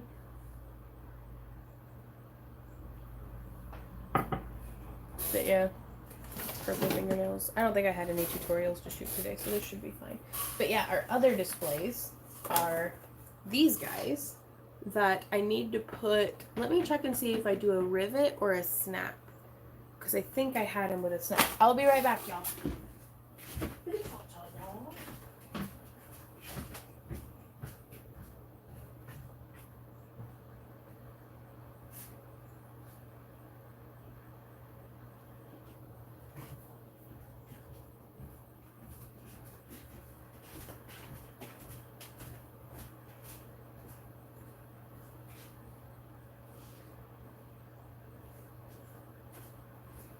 Okay, I had them riveted. Let me grab one more thing.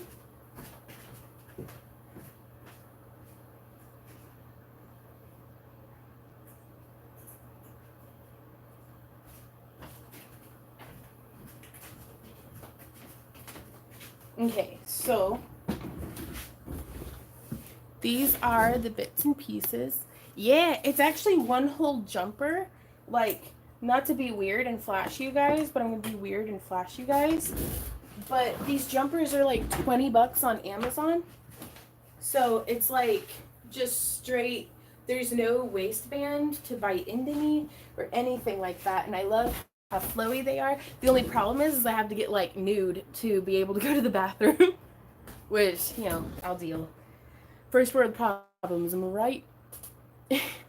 Yeah. If you can't sell it, don't pack it. And that's, hey Patty D, how's it going? Getting the tripod situated. There we go. Sorry, that's my boobs. There we go. Okay, getting this turned around. Yeah. No, and it's really cozy to wear North Paw. And it's affordable enough that whenever I spill dye all over it, I'm not devastated. And I've got like 2 of them that they're just like my house clothes. If that makes sense. And so they're like the ones that I wear to save my other clothes from getting leather stain on them. Oh, alright, if you just search like, I actually have it in the fashion tab on my YouTube, not YouTube, Amazon wish lists. Okay, so I'm going to zoom out just a bit because I want you guys to see. Ooh, excellent. Congratulations. Still in remission.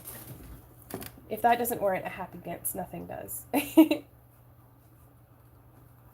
So you can see here now. Bobs. Yeah, sorry. My sad, abused boobies. They're like, no, it doesn't anymore. I'm like, shut up, toots. My heart says it's autumn. My boob sweat says it's still summer.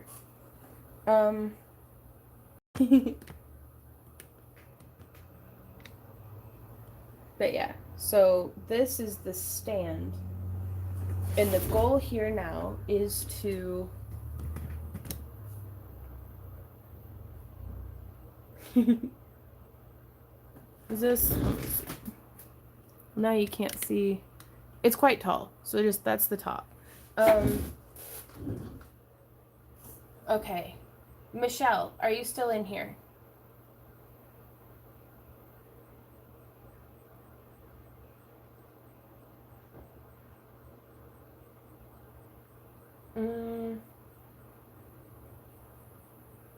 I lost where he sent me the message.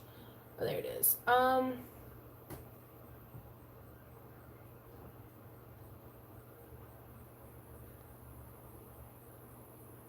Okay, Michelle, it says your shipping label was printed on September 19th. And the tracking shows that it was processed through facility on October 5th at 4:30 a.m. So hopefully, that should take care of that.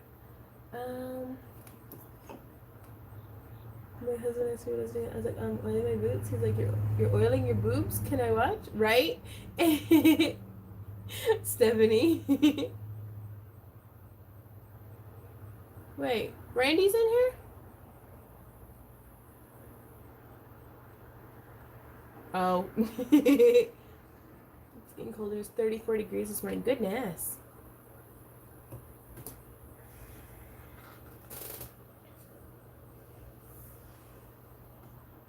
Okay, so we have that. So now we'll be taking this display and I think, are we doing it this way, maybe?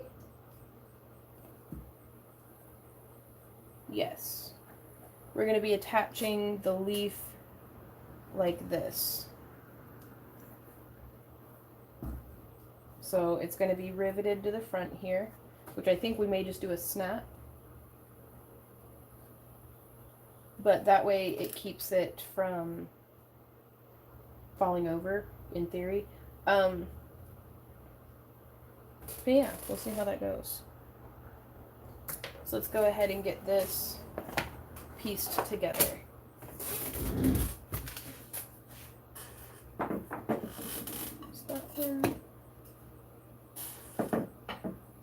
I just really hope that we actually have space for this stuff.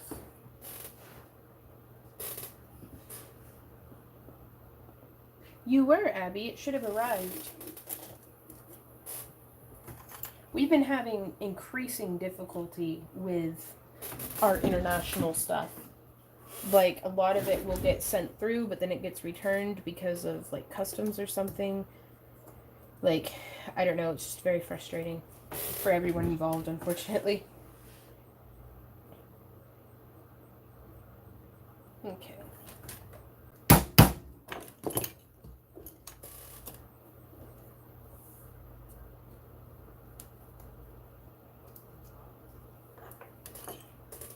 Huh. I'll dig into your tracking info, Abby, and see what's up. Okay.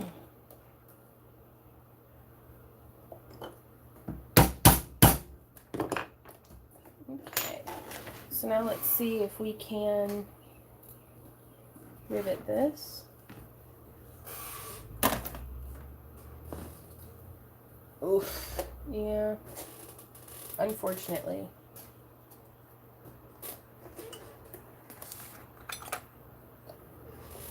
Okay, how do we...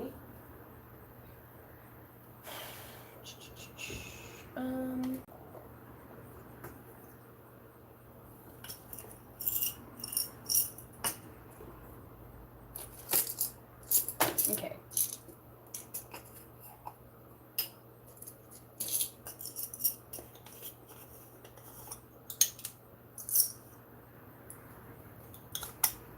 Yeah, unfortunately.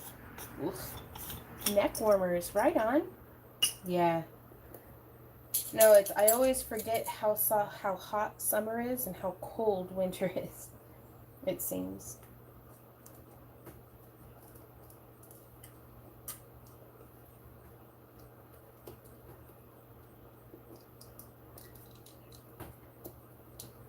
Okay, so getting that.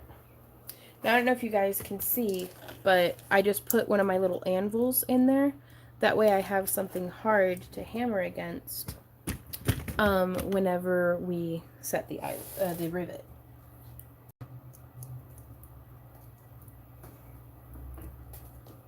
There's that position in there, and there we go. And now we get to push that through. Super durable. There you go. And now we will test before going any further and make sure that our rod actually fits. Oh no. Oh no. Oh please. Oh no. I made it too tight. Maybe if I just hit it a bunch. Ruh-roh. Haha!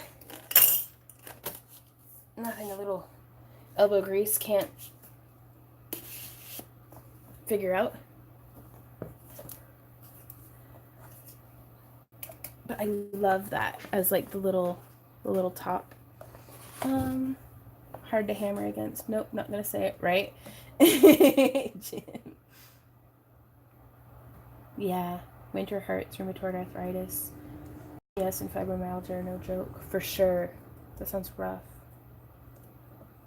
Was it drugs? Custom was a bit funny about them. Apparently it's illegal or something. No, it was, Jim had won some earrings and he wanted to send them to you, so we had them coming out that way, and I think we also had like a craft kit for you. I really hope it didn't get lost. I really liked those earrings. Now, I may need to back this with some thermoplastic to keep it from being, like, leaned. We shall see, though.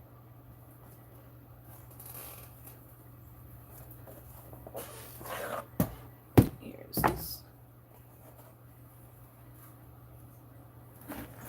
I'm actually going to pull this back out.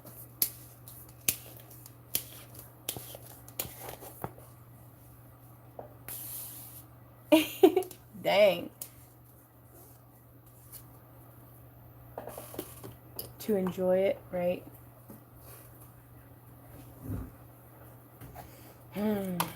Yes, so has begun the season of nightly hot baths with Epsom salts.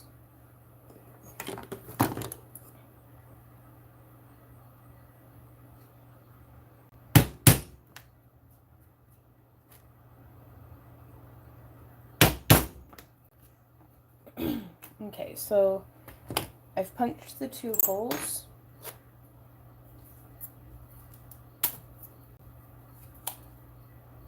That's going to be the center up here. So I'm going to want that lined up with the center down here. And then I'm going to mark and mark. And then I'm going to come in like a 1/4 inch on each side. And that's going to be where I put the hole for the rivet.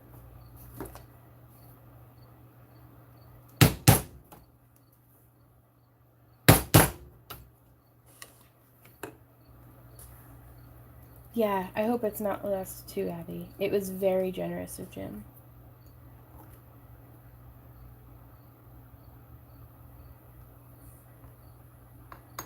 Yeah. No, the Pacific Northwest, I've never been, but it seems wonderful as far as, like, kind of mild weather goes. Though, honestly, Missouri was very different when we first moved here. The winters, you know, we'd get a couple ice storms in, like, January or something, but the summers were very mild. Like, you know, the wind was nice, it wasn't too humid. And then this summer was just like flipping miserable. Like just hot, humid. I mean, the rain was nice for the garden, but the mosquitoes were just downright out of control. Like the city was going through spraying like the ditches and stuff a couple times a week, trying to keep mosquitoes down. And I don't want to say that it didn't work because I'd hate to have seen what it would have been like if they hadn't done it. You know?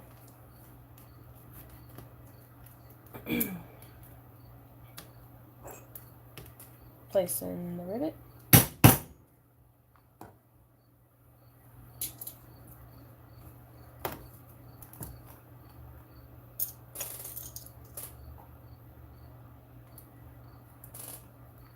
Crap, forgot, no night worky here. Yeah, we aren't entirely sure why. Like, I'm not sure what's up with that. Okay, so now, moment of truth.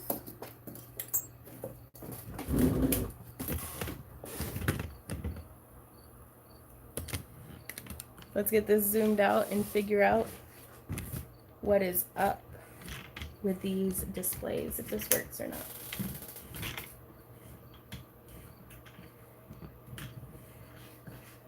Okay, so this end goes through here. Gonna take some cramming, but that's okay. I'd rather it be, I can already hear Jim, I'd rather it be tighter than too loose. That way it actually holds on. There we go. So there's that through the top part of the leaf. I'm actually gonna turn this so y'all can, and then this just goes into the loop there, and then this snaps.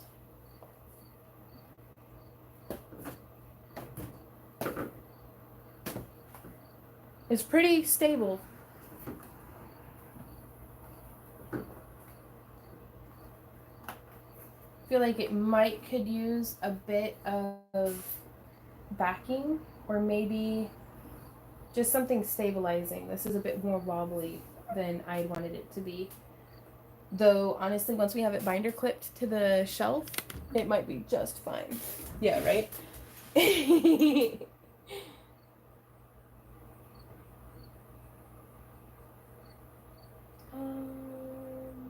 I missed a question, I think. Is there yeah, Mimi, there is. They're faux gauges or phages. Um, yeah, right. Let's go. Let me dig out some binder clips. Try to change the stock and just secure it to a square. Yeah, it's, I think with the ring on the bottom, we'll just do a binder clip here, which I like because it'll be hidden, and somewhere on the back. So let me dig out.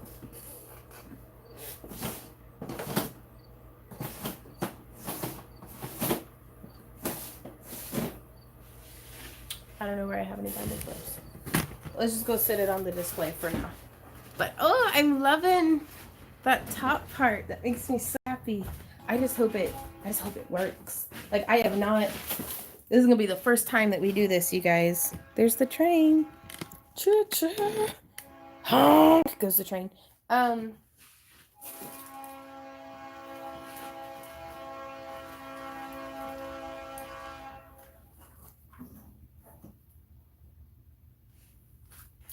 gonna need some binder clips, I think.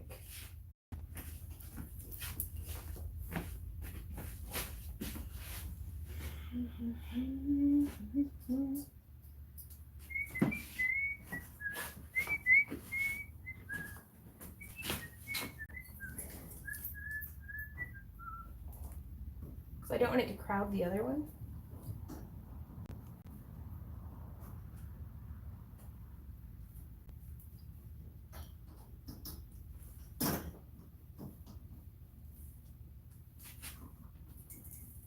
Yeah, I think that'll do just fine. Ooh, y'all.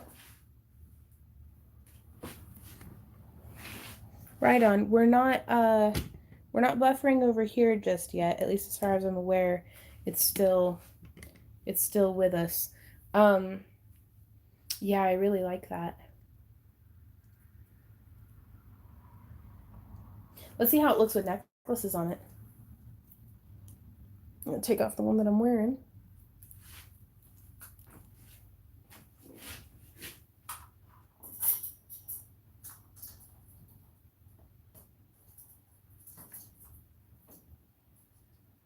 And I was hoping that by having the edges of the leaf cut the way that it is, that it would just kind of hold necklaces on. Now, also, I am worried that maybe if we just have one less big cone on each side, that it might look a little, yeah, that spacing's a little nicer. Things are a little less blocked. And then that gives me two displays that I can use elsewhere, or maybe sell on Etsy, or just have as backup. I don't know, we'll see.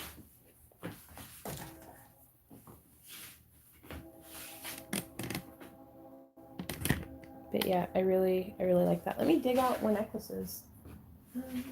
Here's a necklace.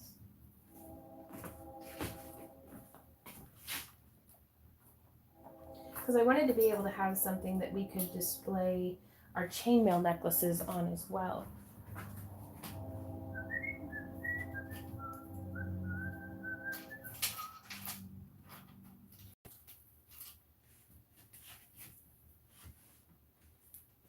I'm just gonna take off the one that I'm wearing. Experiment with some of the larger necklaces. Yeah, so far so good. I think I like it. Excellent. Yeah, right? Yee, thanks, Penny. But yeah, I'm pretty pleased. I'd like to put some like gauzy fabric, like runner, across the top here to break up this you know, I don't want the grid quite so visible. I think it would make a nice undercover. Why don't you do a pole thing inside those ones you just moved and stack them with the pole? I'm sorry, I'm not certain what you mean. Excellent. Why is the train still screaming, right?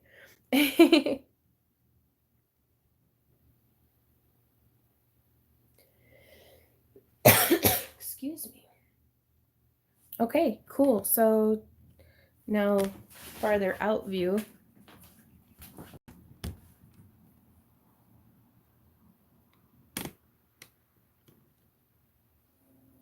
Yeah, the only thing is I really hope that it's not like detrimental to have the different shaped leaf there. I wanted something a little different. I didn't want all of them to be just like the same. Do, do, do, do, do, do. And then Randy usually stands right there in the center, so we don't have to worry so much about, those blocking. Because just to put in perspective, I can't get behind the table right now, but if you can visualize, Randy's like an inch or two taller than me, so he'd be like this height, but behind the table. So, do you have those wire things normally used to tie plugs up for the lights? We were just going to use cable ties, like their little zip ties. Ooh, a big rotating pine cone penny. That's so cool. Right? And I can kind of see that, but I don't know. Hopefully that's not detrimental. Like I have such a negative association with Christmas sometimes. That bums me out, but hopefully it'll be a nice memory for some people. Very cool. I'm gonna put my jewelry back on. And then we'll go make the other one.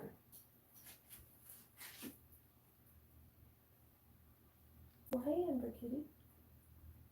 How's it hanging? Little meow meow. Yeah, once it's got the binder clip holding it on, it seems pretty good. Like pretty stable.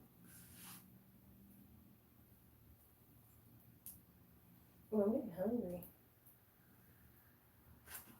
I'm getting a little hungry.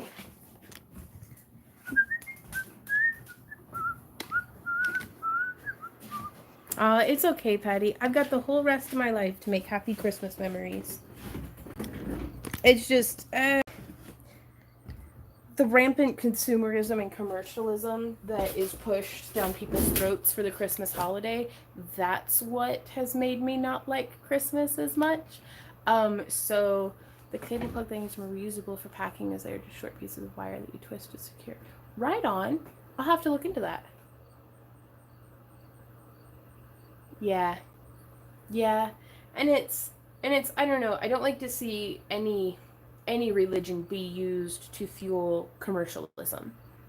Like, like I don't know. I don't know why I have weird hangups about that. But it's no, it's after just everybody's like, we gotta push, like the Christmas season becomes very overwhelmingly gotta push sales, gotta whenever it's like I just want to go visit my family and like eat food together. Like, can we please like chill for a minute? So it's, and then from my childhood I do have some nicer Christmas memories, but then there was also like, I don't know, it's not nice when you're a kid to like feel uh the financial burden on behalf of your parents. Like, not like I felt guilty to ever ask for anything for Christmas. And then it was like, well, we're gonna get you Christmas presents, but then I had to wrap my own presents because Dad was sick, and so it just became very much like a none of the fun of the presents was there. It just felt like a financial burden. And I was like 10 when that started happening. So like I've been pretty jaded about Christmas for a while. And then in like Hobby Lobby, Christmas stuff is out in like June. Like June and July, Christmas stuff is already there. And I'm like that's kind of why I like Halloween and Thanksgiving so much, is like they get like barely even a month. And so the rarity of it makes it very, I don't know, precious a little bit. And so it's like I'd be way more about Christmas and Santa and trees and all the red and green everything if it were only a month of it. But it's 6 months out of the year. And so the Christmas thing with the young folks in our family, my husband, my son, and I do our own solstice thing with much more of a quiet comfort. Right on. This year, we're setting up our Christmas tree in a patron exclusive live stream. So we're going to be getting in that family time. I'm going to make a cheese and cracker tray. So I'm basically going to be spraying crumbs all over the, like Halloween too. We're going to get dressed up and hang out with y'all a little bit on the, I think that one is just a regular live stream though. But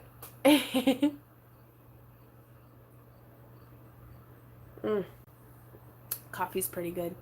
Yeah, we'll have like a little patron exclusive Christmas party.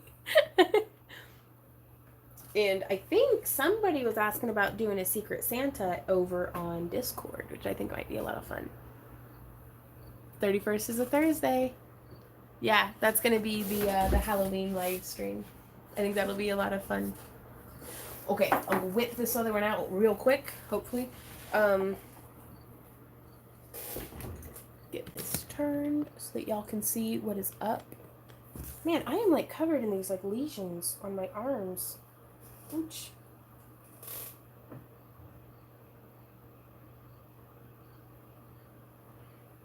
I don't know if something bit me or what, but it itches and hurts. Oh, I'm dying. Oh. I ain't got time to die. I got shit to make and stuff to do.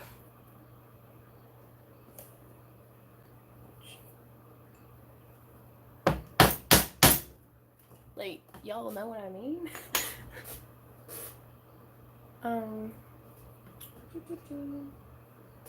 We're all one in crafting. Amen.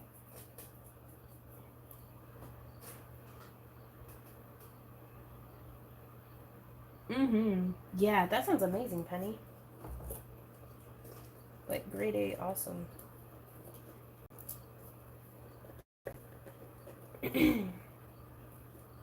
But no, I feel like, and this is the most I'm going to say on the matter, but I feel like as human beings, which most of us are, ish, we have way more in common than we do in conflict. And in today's age, where for the most part, we don't have to steal each other's cattle or sell our children to survive, I don't see any reason why we can't just do our best to get along. That's how I feel about it. Because, like with most things, I view politics and religion very much I do sex. Unless we're doing it together, your favorite way is none of my business. So, again, that's how I feel on the matter. Bye, Teresa. Yeah, well, we're making, ooh, banana leaves. I like that. Yeah, this is the other banana leaf. Yeah.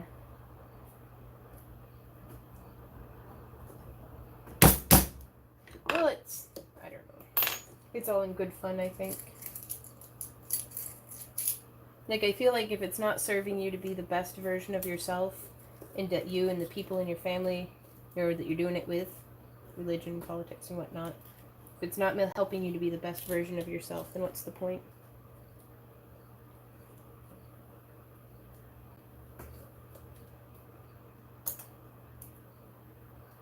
And the best version of yourself, that's between you and yourself. That's not for somebody else to decide that, no, you're being the best version of you wrong. Like, no, you don't. I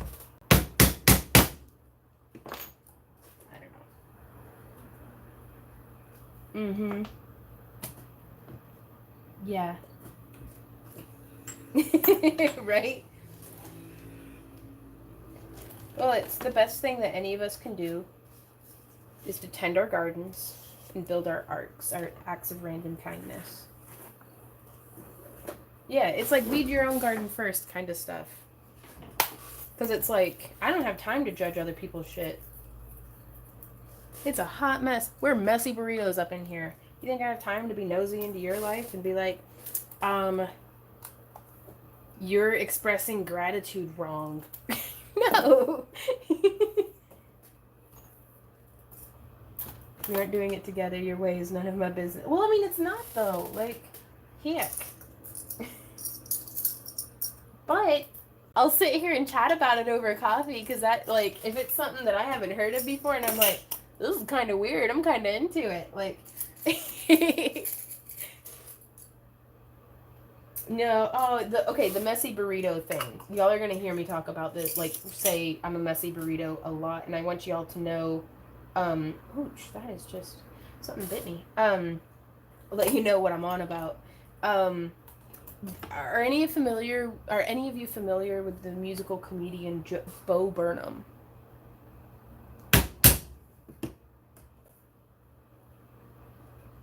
The messy burrito thing is a derivative from his work and something that his art really speaks to me, like, by a lot. Like his Art is Dead song. Like it's where his music is where I go when I'm in a downward spiral of nihilism. I'm an optimistic nihilist, though, I think. Like, nothing matters too much. Like, we're all just flying through space on a rock anyhow. So, I can't really mess up too bad on a cosmic scale. But yeah, Bo Burnham's Kanye West rant, he talks about burritos. And he's like, oh, if you're interested, I'd recommend going and watching it. He's delightfully offensive in all of his work, which I thoroughly enjoy.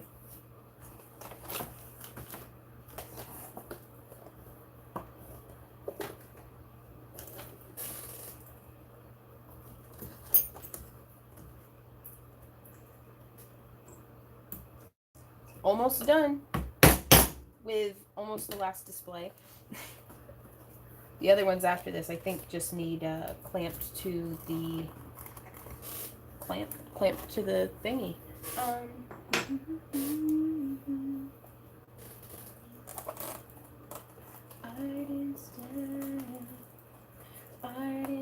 Oh, right on, Daniel.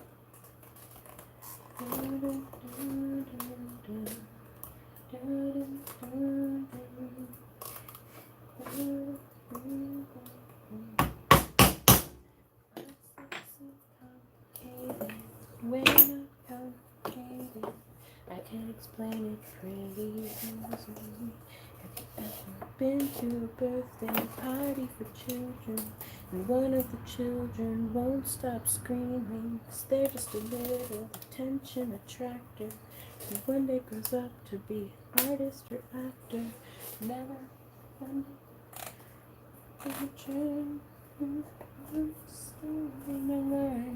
that every day can't be about you. There's other people, you selfish asshole. Sorry, yeah, Bo Burnham, guys, check it out. Does anyone have a suggestion for deodorizing leather? Trying to get a musty garage smell out. I would recommend, I like this stuff with a few drops of lavender oil in it. You get to glue your fingers together. Yep, saddle soap. Just a little goes a long way.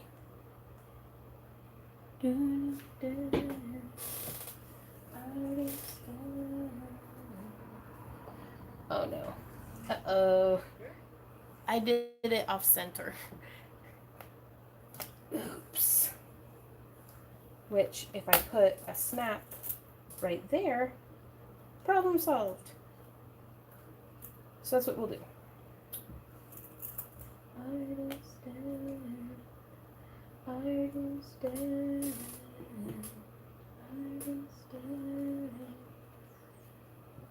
That's a really good idea, Penny. Putting it in some baking soda. Depending on the piece, though, you might not have enough.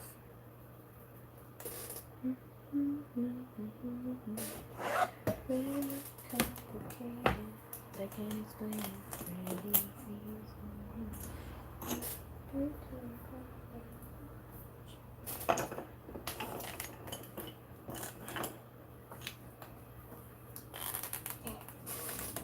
Yeah. Ah! Okay. Okay. Freaking gravity, am I right?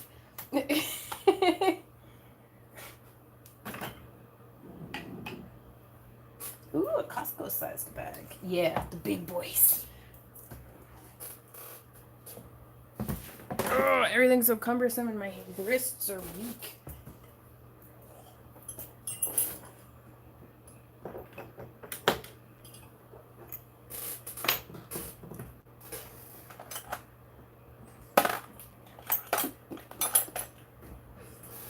Where'd my little thingy go? There it is.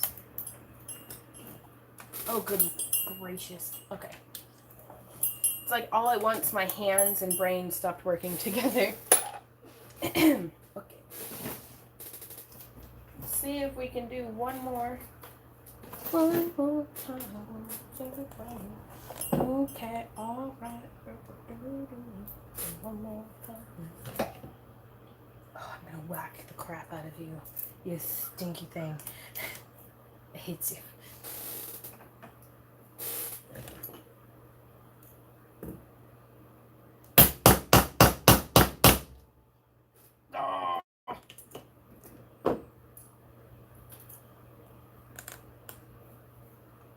Totally jumped. Didn't set right at all.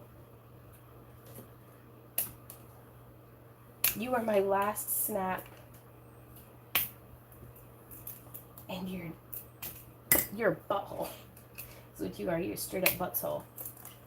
Just get out of there. I'm gonna end up hurting myself. If I don't figure out a better way of doing this.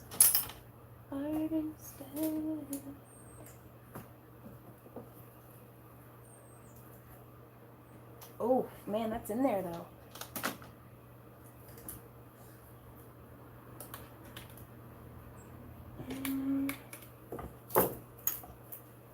You gotta put down the ducky if you want to play the saxophone.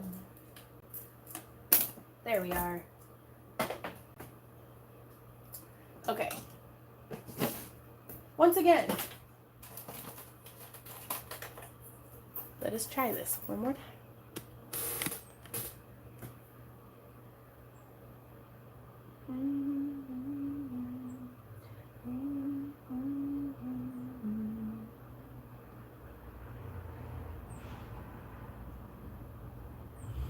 Yeah.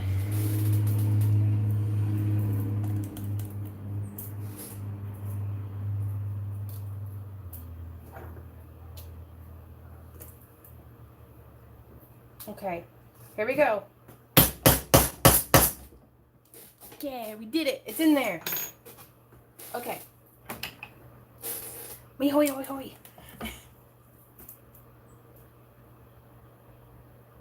Oh goodness.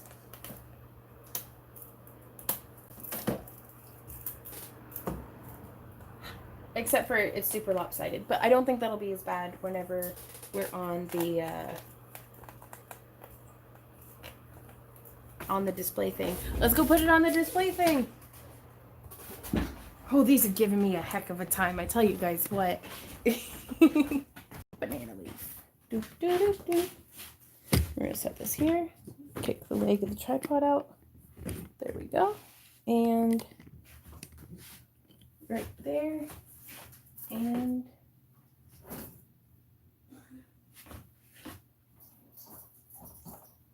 hey, Randy. Do you want to come see the display? Okay. He's busy.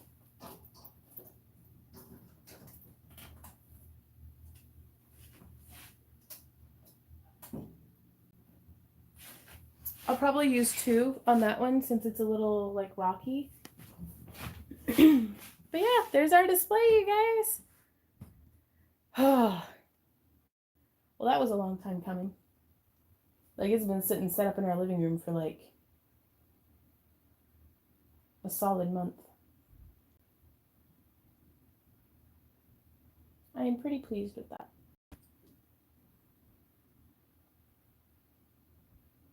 We'll need to angle the leaves the same way, but I'm ready to work on something else for a minute.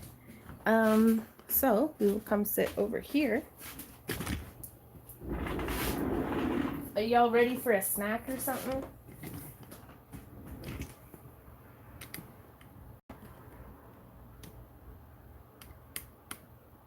Holy crap, 35 years till you could get a diagnosis. Thanks, guys. Yeah, sugar and caffeine is wearing off. Oh, hey, Manaya.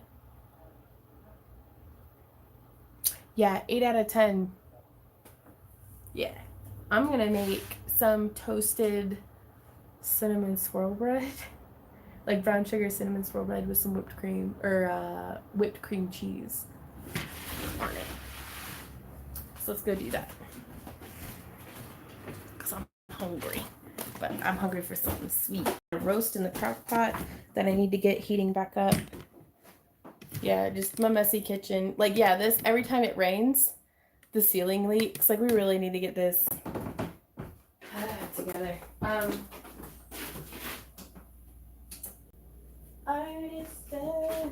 If I were bread, I'd be over here. But yeah, I haven't had this stuff before. Have y'all ever had this? It's got thick slices. Ooh, the pumpkin smoothie. Oh my god, it smells so good, you guys. Ooh, you know what's fancy? When you have to open it twice. Oh my god.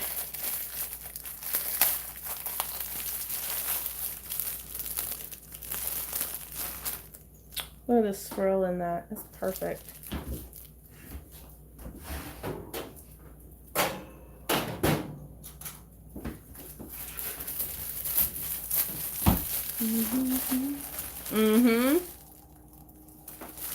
Ooh, toasted with a little butter. Yeah, thick. Thick with 2 C's. Ooh.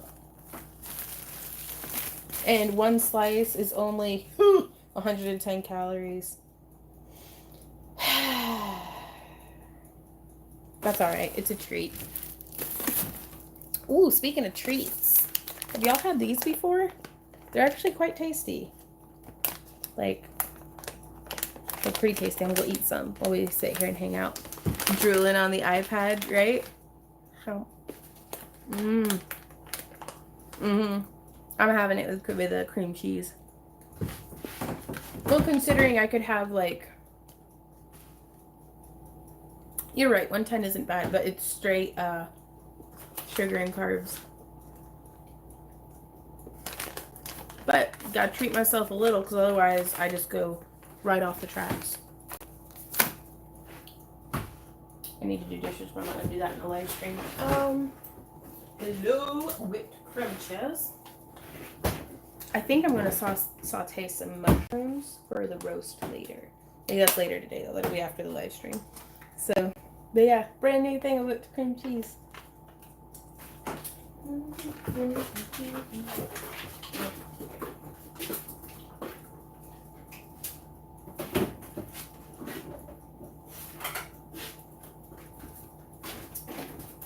Cream cheese is something that I can just eat like by the spoonful. It's so good. Do you think it's toasted enough yet? Oh, I'm impatient. Right? Ooh, Oreo balls. Who needs an appetizer while the toaster toasts or microwave cooks? Right, North Pole? Aw, thanks, Patty. Oreo balls are amazing. Randy and I used to call them "come in your pants" truffles, and then his aunt asked for the recipe. Like, he's very like ladylike and like is not the kind of person that Randy's comfortable saying "come in your pants" truffles to. So he was like, "They're Oreo truffles, double wrapped." Yeah. Yeah, it's gotta be warm enough. Yes, it is. Perfect. It's not toasted, it's just heated through. Oh, and it smells so good. With 2 tablespoons of whipped cream cheese.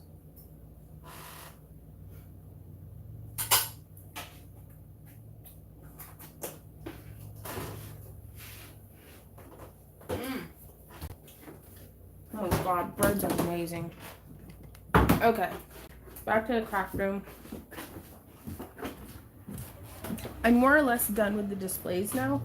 Like I've got some, these guys that are circlet displays, but they just get kind of like clamped to the thing. So good. I'm gonna grab my coffee, I'll be back.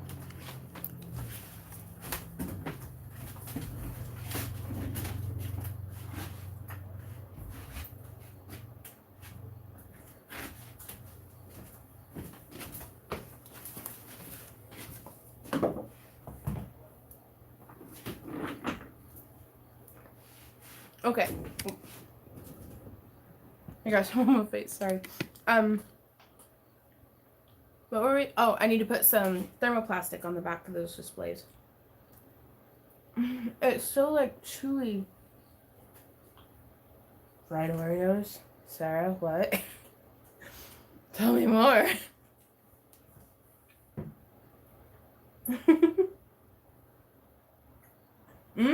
Whipped Greek. It's like cream cheese with lower calories. So yummy. I have to try that out.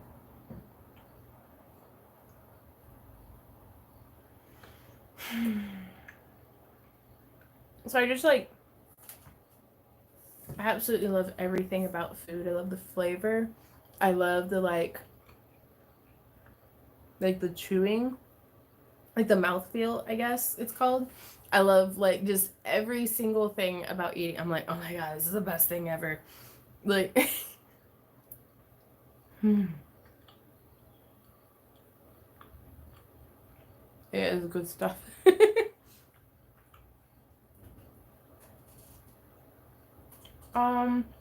Right. So the other project that I'm working on today,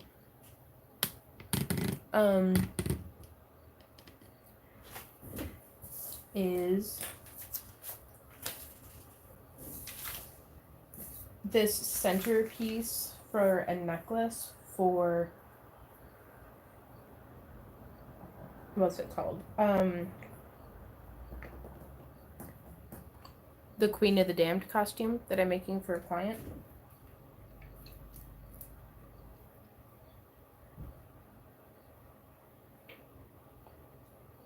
I took some creative liberties.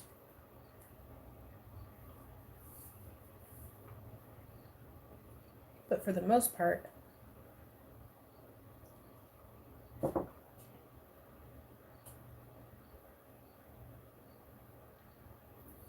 trying to think, do I just make the whole thing out of foam? Do I sculpt it out of polymer clay? I'm going to draft it out of foam first. That way I can make sure that I can like try it on. Squirrel bread, right? Vanilla pudding with a few milk buttons. Ooh. Yeah. Cheesy cream cheese. 20 years of problems for my elders, Daniel syndrome would be diagnosed. 48 years for my mom.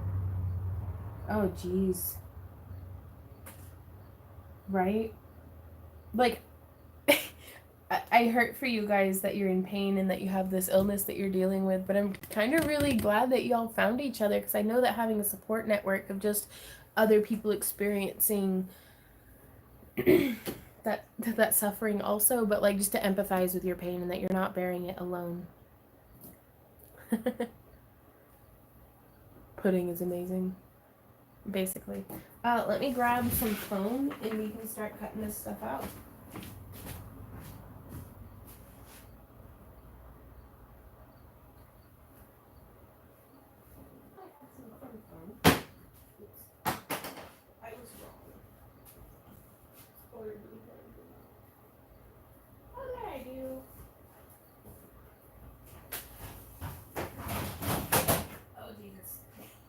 I just dropped all of these swords.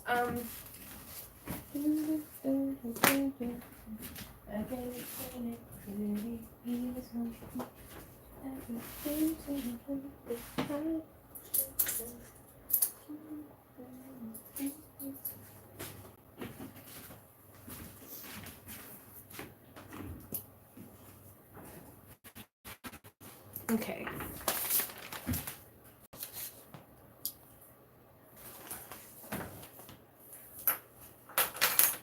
I've got a tripod here, so that way hopefully y'all can see a little bit better without me shaking the table too much. Boop and boop. Nope. There we go.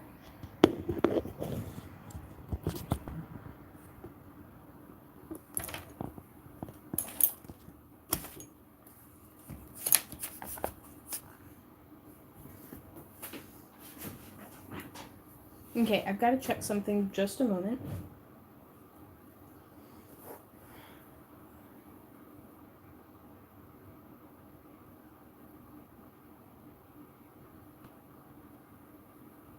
Oh no.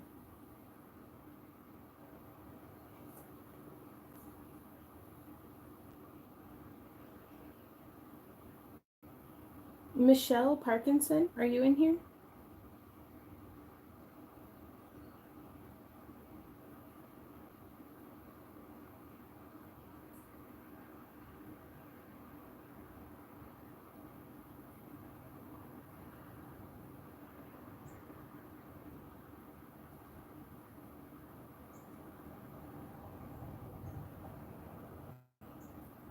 Yeah, that's so weird. This was awesome campaign. Aw, Elise.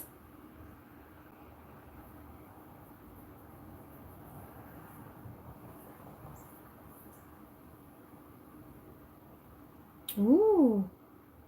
Patty, that sounds delicious. Okay, so I need to cut out like the border of this.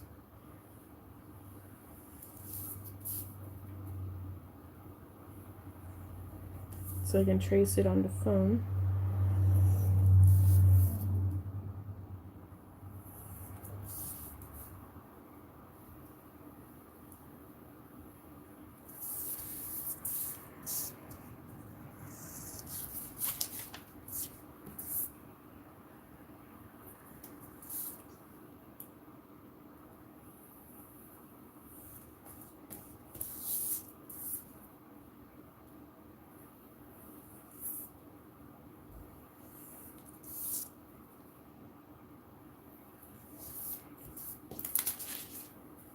Now, on this one, I was pretty limited by kind of having to draw very, very similar to what was in the movie.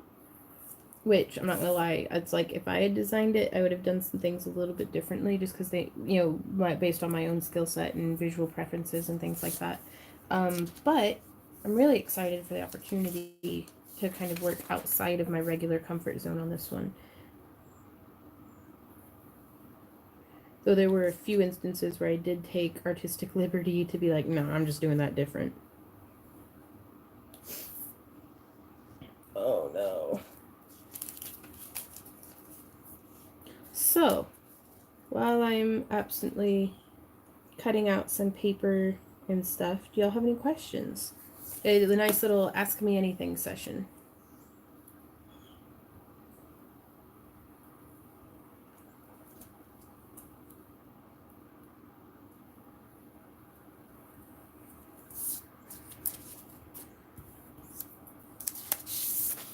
Yeah, right, Manaya?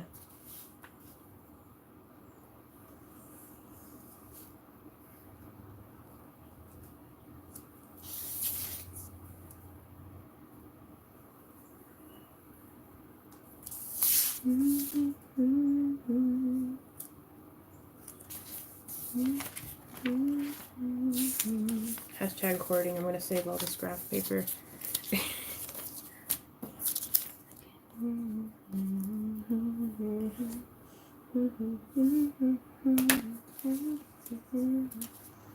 Here's the tape. I really love this cutting mat. It's one of the Cricut mats, which for a little while I was feeling was a bit too fancy to actually use, but I got over that.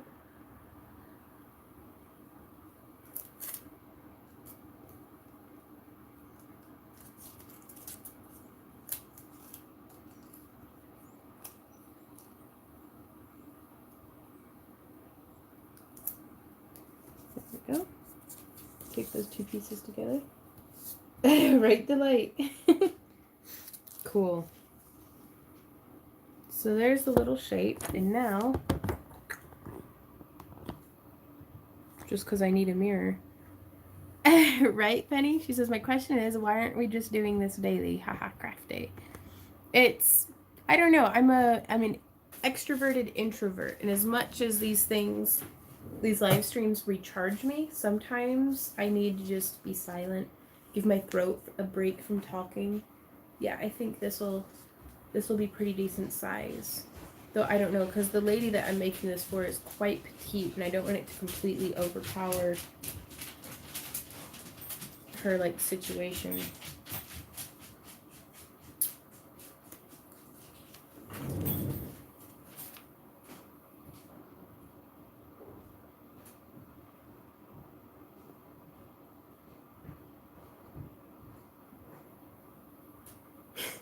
Oh. Gotcha, Stephanie. Oh no, my battery's at 5%. Crap.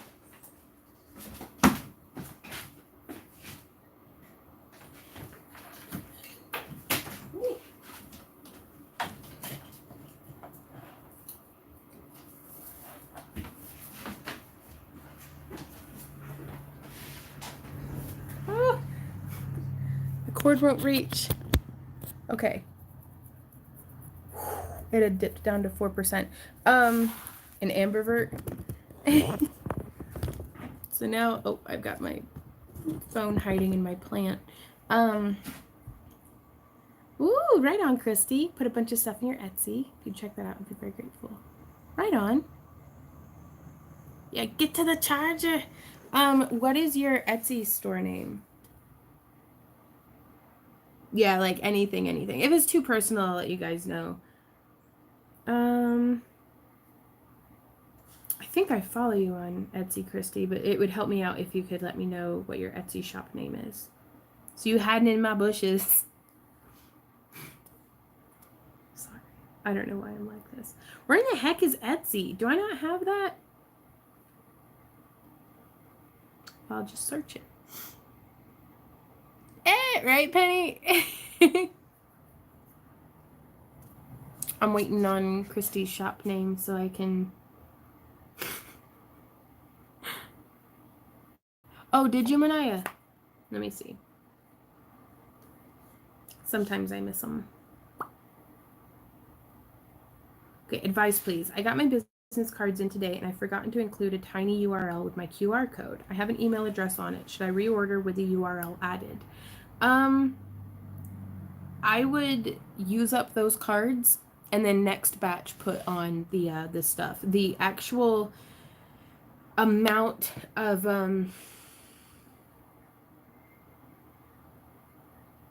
I can't call business cards non-essential, but if they have your email address and like all other pertinent information except for the QR code, I would use those up because they can cost like 10 cents a piece almost.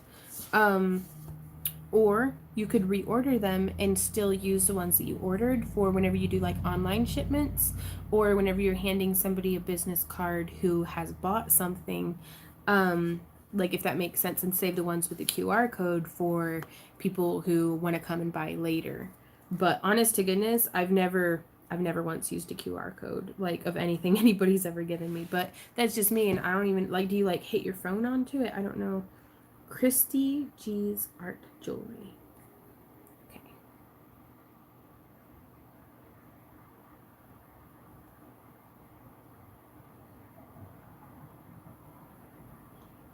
Searching. I'd use them to write them singing for them, right? Yeah, no way would you waste them.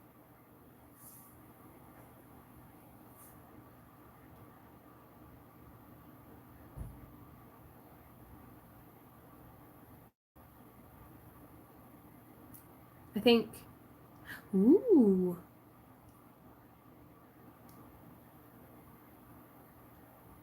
This looks fabulous, Christy. Those garnet earrings are really nice. Let's see.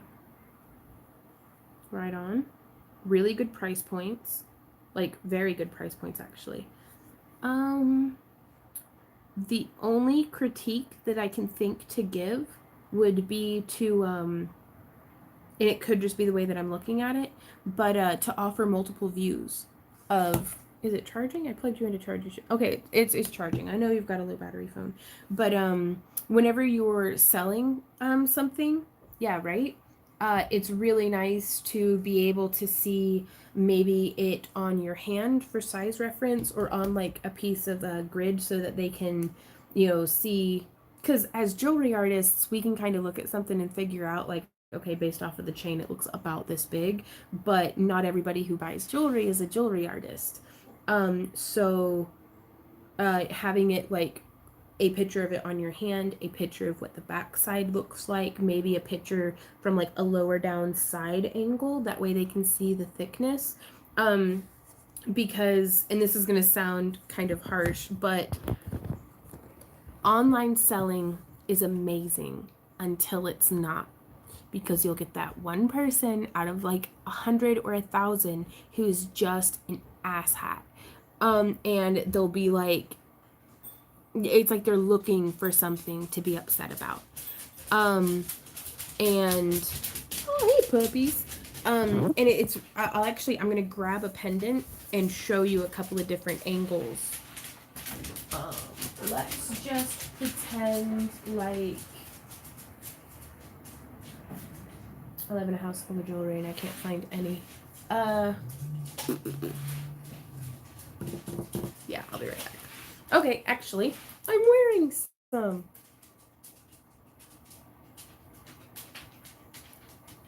So let's say I'm taking pictures of this necklace here. Right on. Yeah, well, just a size reference, because sometimes people like they know what an inch is, but it won't register how big a 2-inch necklace is. So like I'd do an angle, like you could just have one. Now keep in mind this isn't necessarily the picture that you'd do to your Instagram, but you'd have a straight overhead shot. How did I get that dog hair on there? That way if you show any possibility of imperfection, in my work, I'm always looking to be like, make sure that they can see something from every single angle, because I'd hate for somebody to get a dragon eye or a cabochon and be like, yeah, but there was this thing on it. And it was like, that was in the picture. Like, you cannot be mad at me. But yeah, getting a picture from like, just kind of artsy fartsy. I need to clean this, but that way they can see how thick it is. Like, you almost can't show enough pictures of your work. But I'd go like this with the chain. I would go like this with the chain, because sometimes different colors show, like different stones will show different colors. I would get pictures, or the labradorite is flashing to the whole stone to look like that. And again, most of the time, 99.99% of clients, this is overkill. And like most people would never even think to complain or leave a 1-star review, but I live in fear of that 0.01%, and that's something that I need to work on personally. But where it's, oh, I don't even know how to like, do y'all know what I mean? Like, I don't even know how to explain it.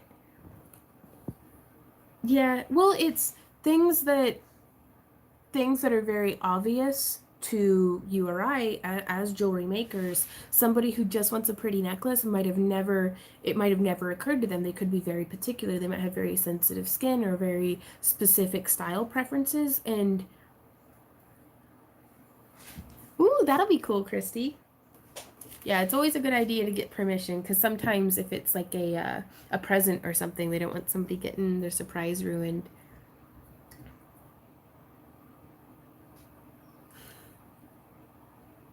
Right on. Paul says, yes, as a buyer, I love seeing like 10 plus pics of the product, except for not being able to see it in person. Yep.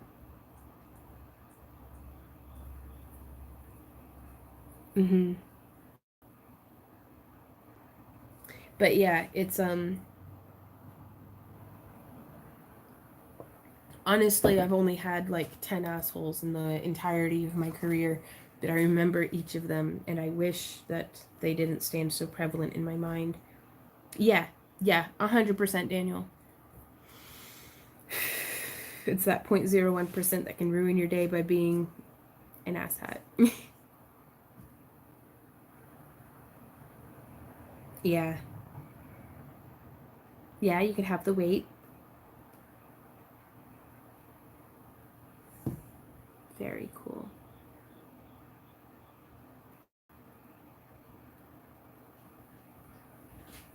Aw.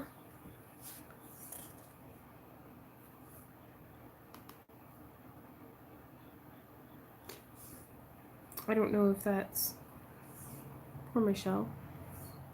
Did the link work okay for you guys? Kind of going into, just from the link on Patreon, like how did that work out for y'all? I'm sure either as graphic artist, they mess up a pretty design. Right on. Okay. Yeah, the battery is charging. It just keeps giving me a message. Okay, cool. Speaking of skin sensitivity, how often do you get people that have issues with nickel? I don't know if it's a material to completely avoid or not. For the most part, Stephanie, I completely avoid it because it irritates my skin. But it may be like, at this point, I'd just be making up numbers if I said like a percentage or something. Not too many people, but I use it as a selling point. So if somebody's looking at jewelry as a gift for someone else, I always be sure to bring it up because they may not have nickel allergies, but they may not know for certain if the person that they're shopping for has nickel allergies. Like, you know what I mean? And so I view it as a better safe than not type of thing.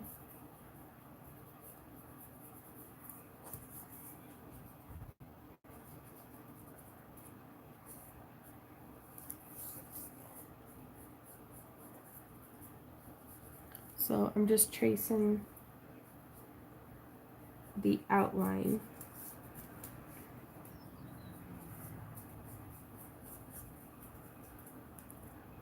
Because I think I'm going to use a foam base and then sculpt with like freeform air on top of it. That way it stays very lightweight, but it'll be a little bit more durable than if we were to just do it out of polymer clay. Especially for something so long and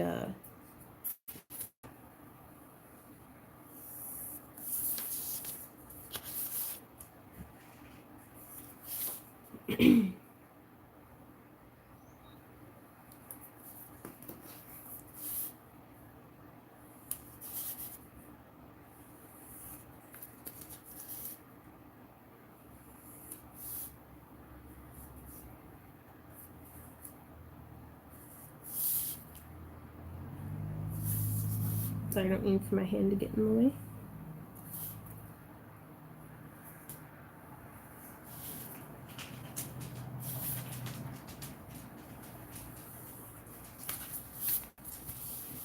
So that's looking pretty cool because a lot of the detail of this is going to come out like in like the paint job and stuff, I think.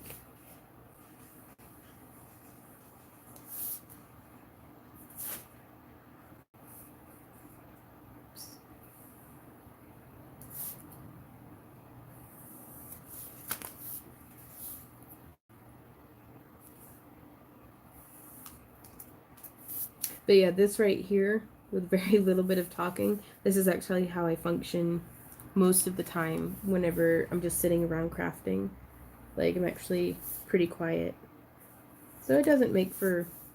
I feel like I'm not very entertaining when I'm like this, but...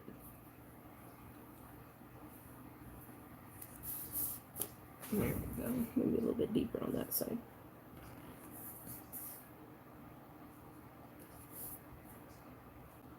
Now, I did want to let you guys know we will be doing the Saturday live stream next week, but on the 19th we will not be.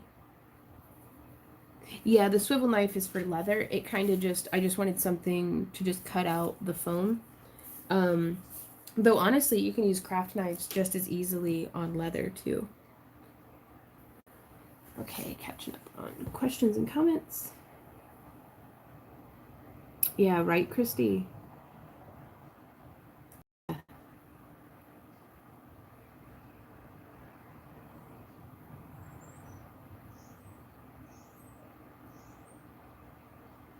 Oh, right on. But yeah, no, just to repeat myself for you, Manaya, it's I just use them like without the QR code and then reorder them with the QR code later. Yeah, right, Daniel? Yeah, for sure.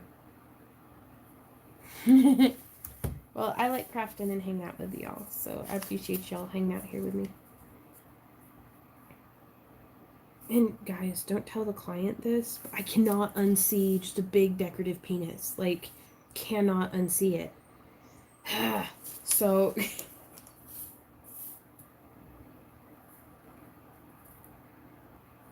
that's just me though. I see that in everything. It's like, oh no, phylic imagery.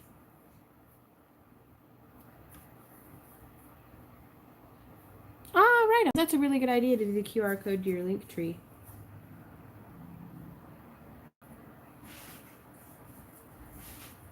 Okay.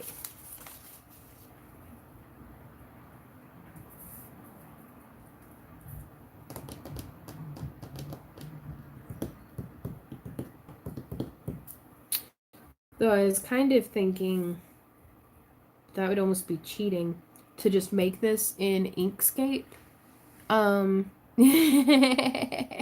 Abby.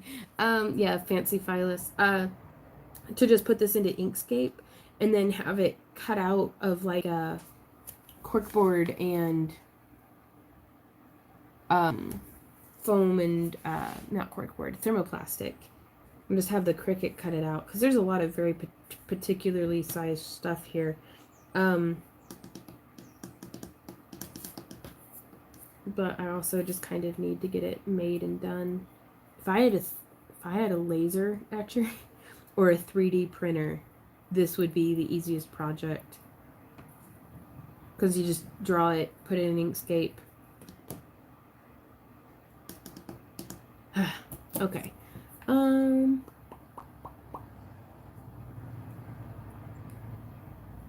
Yeah, typically if people know about copper jewelry, like they either know how they feel about turning green or not turning green.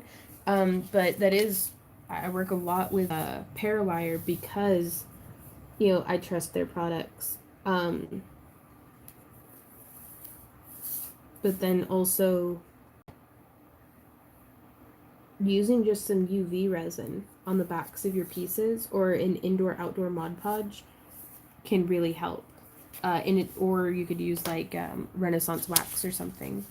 But I prefer stuff like that for things like silver, but typically that doesn't irritate people as much or turn you green as much as what copper does.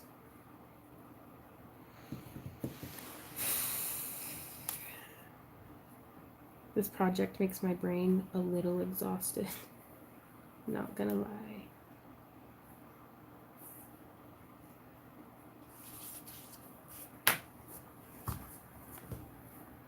Yeah, Parawire. Can Cricut cut stuff out of Inkscape? I need that for the old style Cricut where you have to use a cartridge. Ooh, yeah. Yeah, they can. It works pretty great. A Glowforge would be amazing. I'm not gonna lie. But it's just very expensive. And we are buckling down hard. Like, ooh, victory moment I want to talk to you guys about. Look at that camera over here. Messing around with the thingy. Stinking cord. Because and Randy and I try to not talk about money like a whole lot because it's something that I don't know. We're just kind of that mindset is we don't ever want it to seem like we're bragging or anything, but we do try to live frugally if I'm not buying beads or plants. But this past week, Randy and I paid off with y'all's help, specifically because of our patrons actually and our YouTube viewers, like the money that we make off of Google AdSense, all of that we've been putting towards my student loans, and we paid off another loan, like because it's I took out like a loan a semester for like 3 years or something. Like it was a long time before I was like, I'm not actually being educated, I need to stop. I bet Pat's down a craft boner. Oh no. Yeah, right. So we had a total of 9 to start with, like 8 or 9, and we are down to 4. Um, like we have 4 loans left before I'm out of debt. And like with our current rate, if we don't grow anymore, if we don't lose too many patrons over the winter season, like if I can keep Google AdSense, like if they don't do another analytics thing and like our algorithm thing to throw us for another loop, we should be out of debt in 9 months. So we have like a little debt baby. But like the opposite, because in 9 months we'll be out of debt instead of in debt. But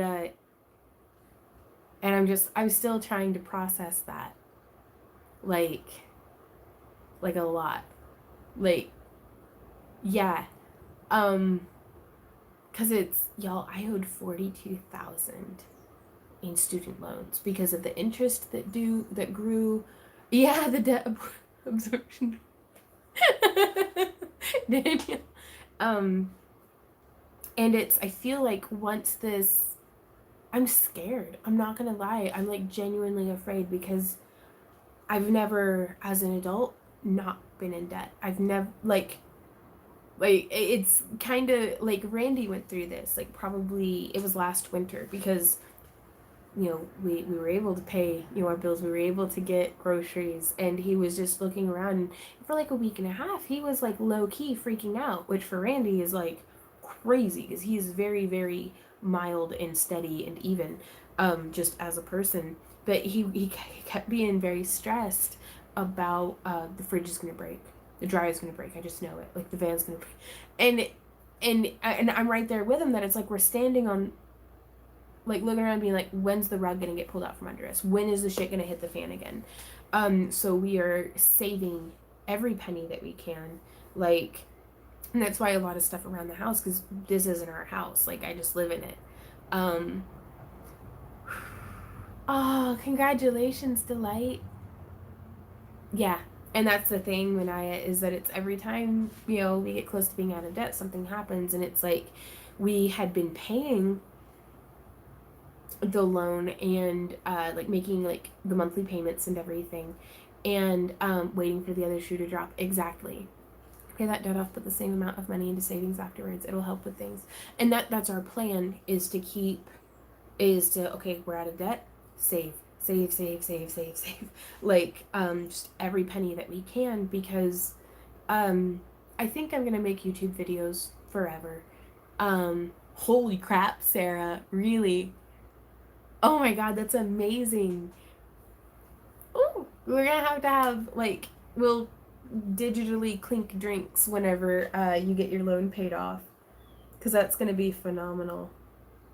But I'm hoping that one day, if we're smart, if we save every penny, it's like how Dave Ramsey says, sorry, I've got something in my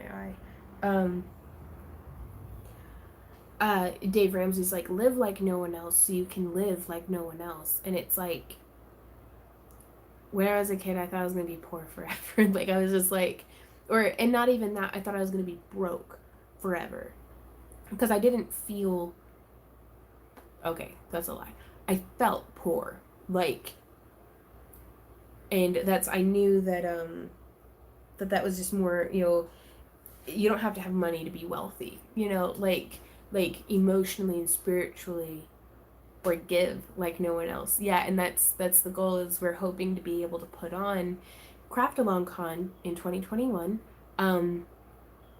or something. Like we're trying to kind of figure that out, but I want to be able to put on, because the whole reason that I started teaching tutorials is this shit is expensive. Like, to get into, books are expensive, and at the time, YouTube had only been around for like 5 or 6 years. Like, it wasn't, if you said YouTube, not everybody knew what you were talking about at that point.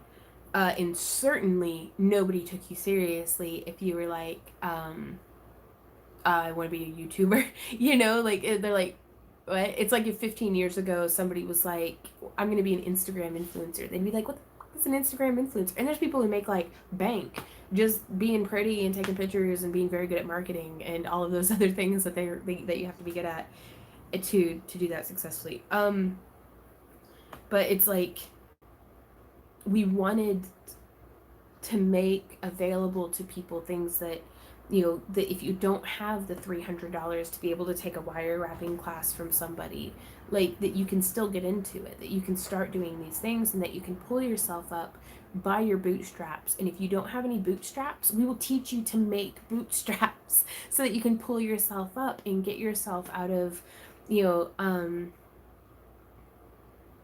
in my heart, it's small town. It's Peebles, Ohio. It's where, I grew up with like the formative elementary and middle school years. That it was like, there's probably 5 or 6 classmates of mine from a very small school who are either in jail as a result of or OD'd on heroin. Like, because there's nothing else in that town. It's just a depressed local economy. You can't afford to live there, but you can't afford to get out.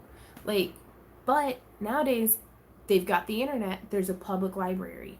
Like, if you have the fire in your heart, if you have that dream, if you have that, it's like, I want to make this available to you guys for free. So I'm hoping with Craft Along Con, we'll be able to have, it's not going to be able to be free, but for like 40 or 50 bucks for a 3-day weekend, you can come and take master classes in leatherworking, wire wrapping, chainmail, beadwork. Like, we can get this to where we can educate the crafty community, and what's more so is learn from each other, network with each other, like, and do these things without having to pay, no offense, but the $300 a class that Bead and Button shows wanting for their, and I get it. Like, as a teacher, if I could make $300 by teaching like $300 per student off of like a 10-person classroom, yeah, I'm gonna do that. That's like cake money. That is bills being paid.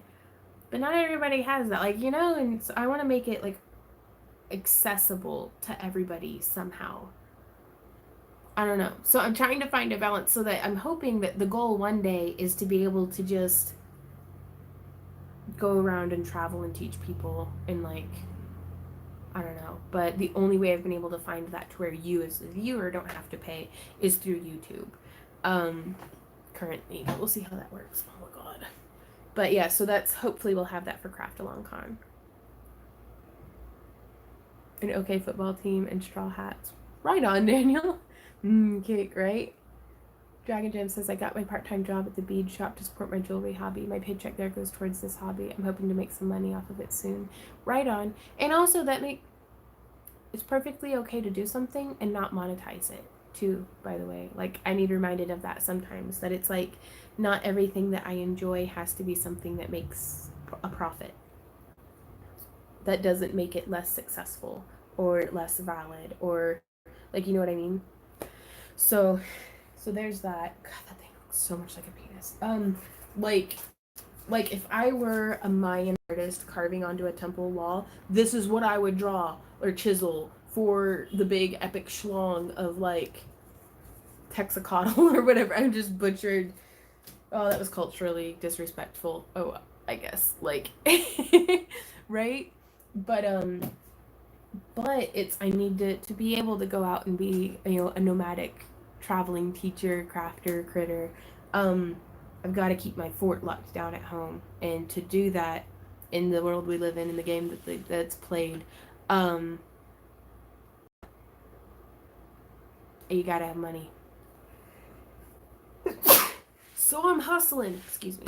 I'm hustling the Etsy. I'm hustling the throwing ads on our YouTube videos like crazy, just trying to kind of get thing. Just because it's not making money doesn't mean it's not making profit. It's making emotional profit, right? Like, yeah, amen. Abigail says they're adding almost $100 interest a month to mine despite me not earning due to disability. I didn't complete the course due to ill health, yet owe for the full course. Yep, 4,000 is now 12,000. That's what happened with us. The epic schlong. Yeah. Uh, um, it's for like a year now. $200 of our monthly payment was interest that was accruing every month. So it was just like it was a mess, but it's going to open up a whole lot of doors to us to have this loan paid off because we can start actually looking at because okay, I'm gonna be candid with you guys. Venues want too much money.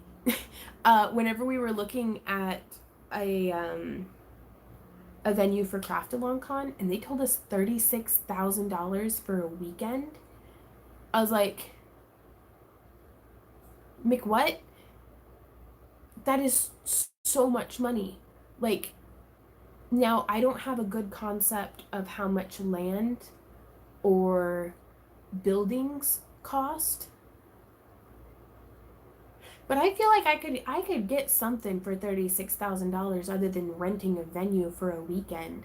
And Randy and I actually thought a little bit about, there's a school I think in Georgia that does this, but where they have the facilities, like they've got like Girl Scout style cabins, that like you are in the air conditioned and heated proper bed, can poop in an actual toilet cabins, um like facility, and then the teaching facilities, and then for like a week or two out of the year they just host like craft camp kind of. Can't remember their name off the top of my head, but I'm like, what if we just did something like that, and instead of people having to pay for a hotel, yeah, no, 100% Sarah, and that's why it really pumped the brakes hard on Craft Along Con, because it's like, that is too much. And then they're like, you can't have outside food and drink because they have exclusive catering contracts with like, the concessions inside the hotel and stuff. And I'm like, what?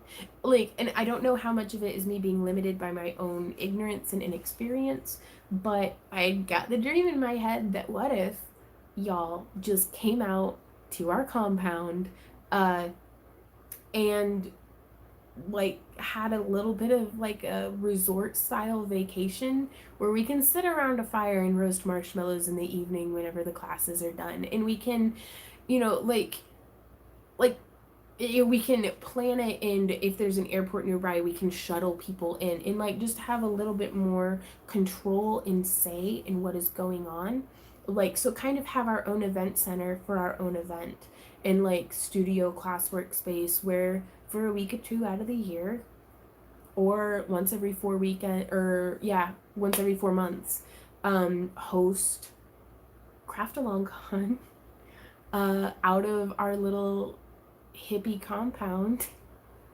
like campground, yeah, camp craft camp or something, like just something, but like wheelchair accessible, air conditioning, mosquito netting, and y'all can like pat my chickens on the head. But and then Randy was like, there's gonna be crazy people who like come and be crazy in our house where we live.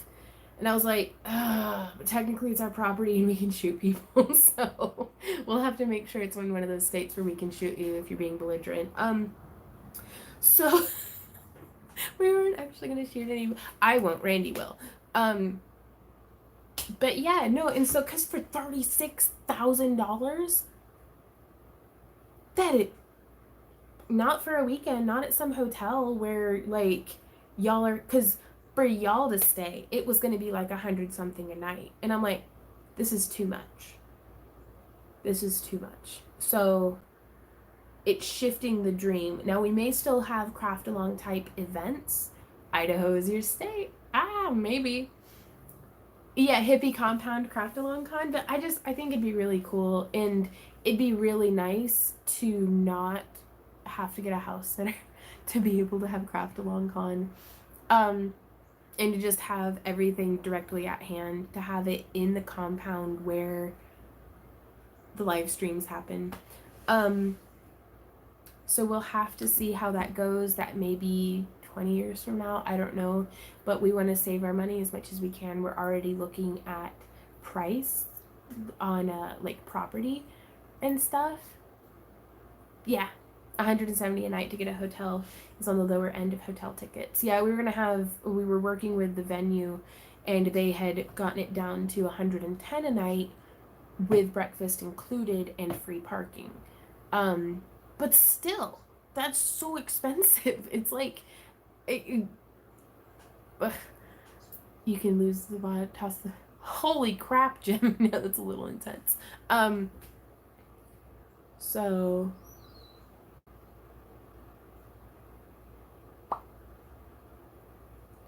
yeah. And it's just, I don't know, it'd be really cool. I can see it being really cool. I can also see a lot of things that are unforeseeable, making it extremely complicated and stressful. But the dream is shifting, and that's the thing we had said earlier, is that sometimes you have to dream 100 dreams before you find the one that fits and that you want to make into a reality. But oh, Mr. Daniel. Dude, no, we wouldn't hide the bodies. We're a crafty folk. We will tan your hide, literally. CSI is as real as WWE wrestling. And I enjoy them both. No, we'll tan your hide Buffalo Bill style. And drink out of your skull like Vikings. I graduated Meridian High School in 86. Small world. Holy crap!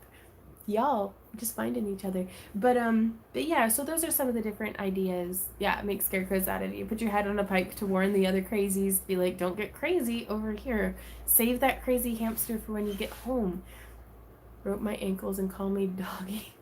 What, Penny? No, we were actually looking at some property up in Nevada, but they don't have anything less than like 100 acres. For what we were looking at, and it was still just a little bit out of my price point. Because I'm looking for like land where it's like $5 an acre. Like, is that a thing? Because most of it, the cheapest we've been able to find is like 1,500 for an acre. Oh no, alright. Okay, I'm gonna show you. Do I have Amazon on here? I don't think I do. Where you at? No, I don't have it. Okay. So I'm going to search plus size jumper Amazon. Because they have it in like not plus size as well.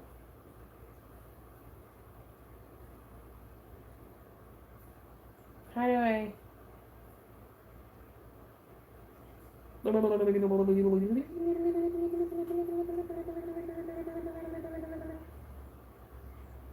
Artist dead.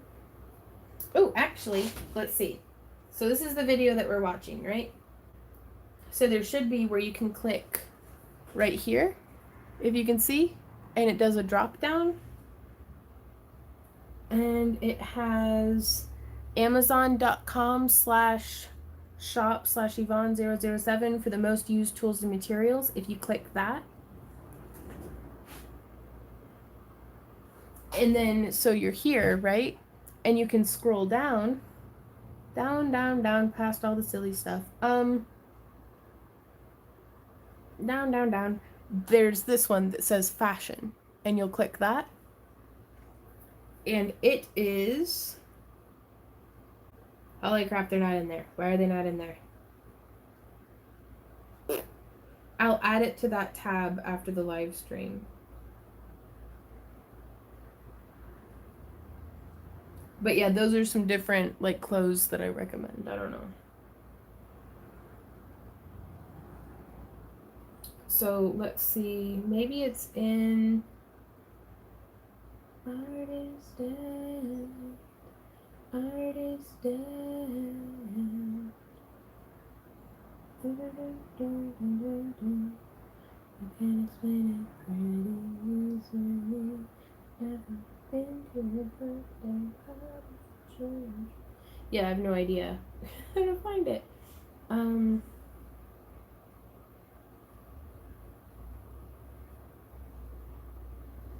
spaghetti strap jumper, maybe?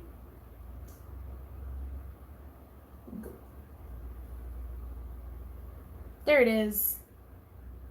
Okay, it's the Amazon Choice AUXO jumper harem pantsuit v-neck. No, that's not it. Never mind. Is it the Riviera one? There it is. Dream Skull. That's the name. Dream Skull woman's punk spaghetti strap jumpsuit v-neck comfy loose harem one-piece romper is the name. And they have it in a couple of different colors. I get mine in an XL. It's the largest size that they have, and it's quite roomy. But I'm like a size 24, so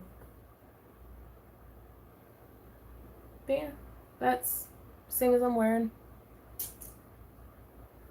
So there you go. I hope that helped.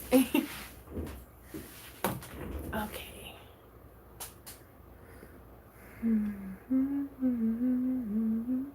Right On Torrid's really good. Oh, right on. Yeah, that was a Spyro onesie because I need it. Oh, Penny.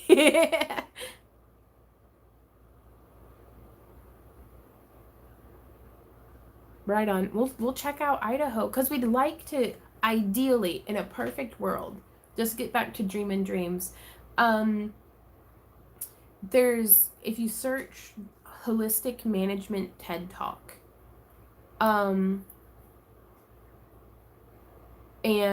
that was a complete game changer for me to read about that and read about and hear about from the people doing the research and who established the foundation and stuff, how you can actually revive a lot of these desertification happening of grasslands. Now you'd go with a different approach to some place that, like the Scottish Highlands, that used to be forest, like treed forests.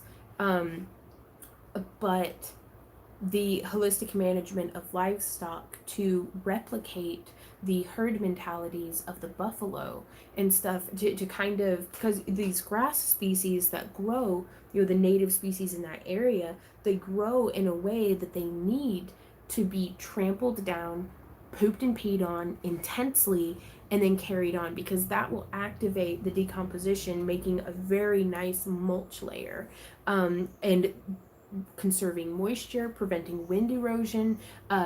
Typically, these areas are getting tons of rainfall in very, very small time frames. So they're the type of areas that you'd have like gullies washed out from flash flooding, and these different things. You can actually, by building up the soil, it will start taking care of itself. It'll grow plants that have deeper root systems that hold on to more soil, soak up more water, and behave like a really thick, leafy, grassy straw mulch, to keep that moisture from just soaking right back up into the atmosphere and or evaporating.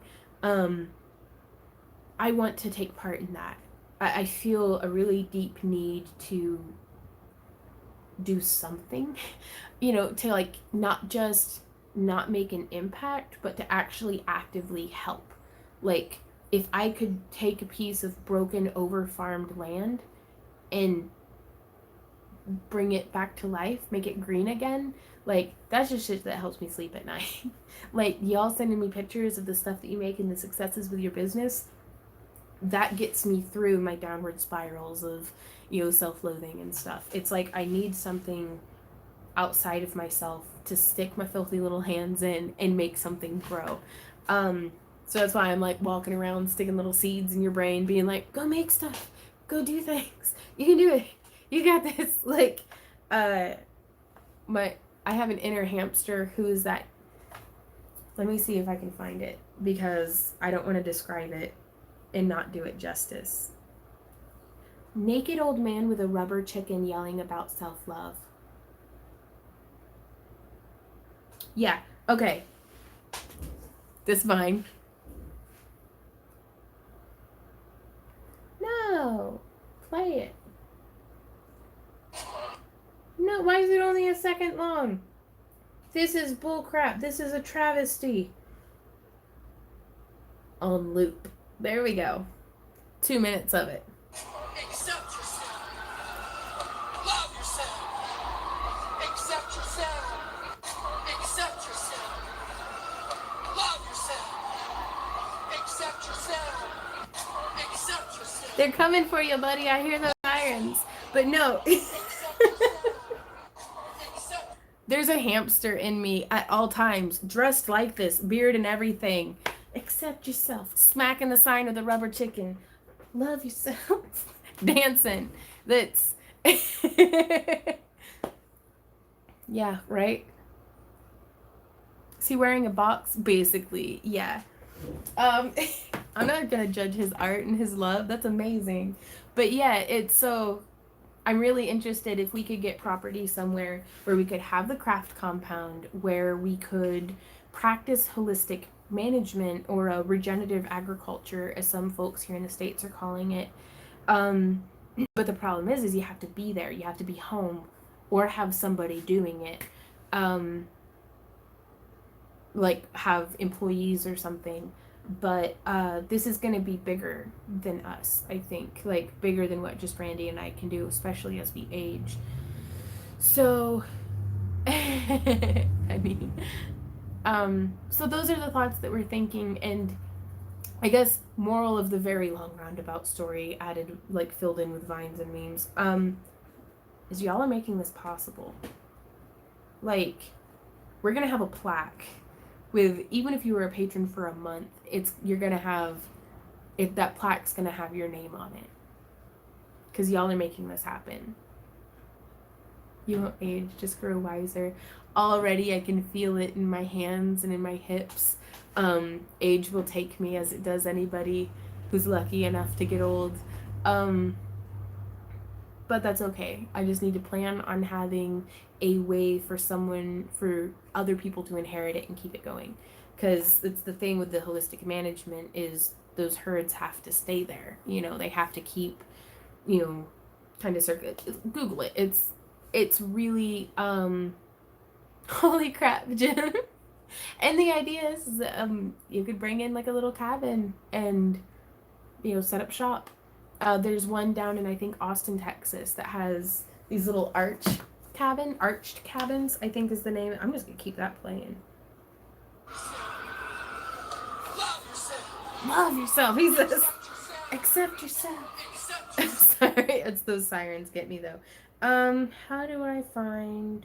It's on Instagram. They're called Arched Cabins.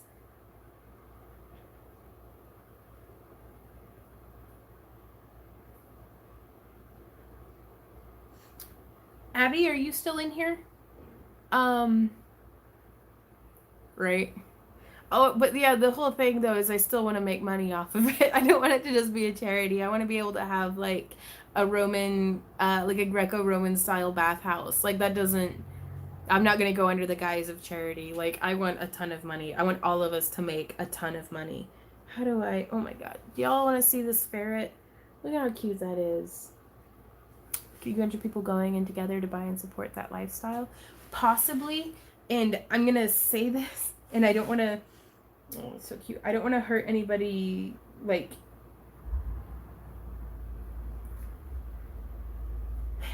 the best thing Randy and I have ever done is to not rely on anybody else. We're open to other people's generosity, but we try our best to always stand on our own feet. And that may actually get to where it holds us back, but this is going to take such a tremendous amount of work that we're kind of only opening it up to financial support, but also trying to educate people along the way to where they can have their dream come true too, because Randy and I want to make our compound and our dream.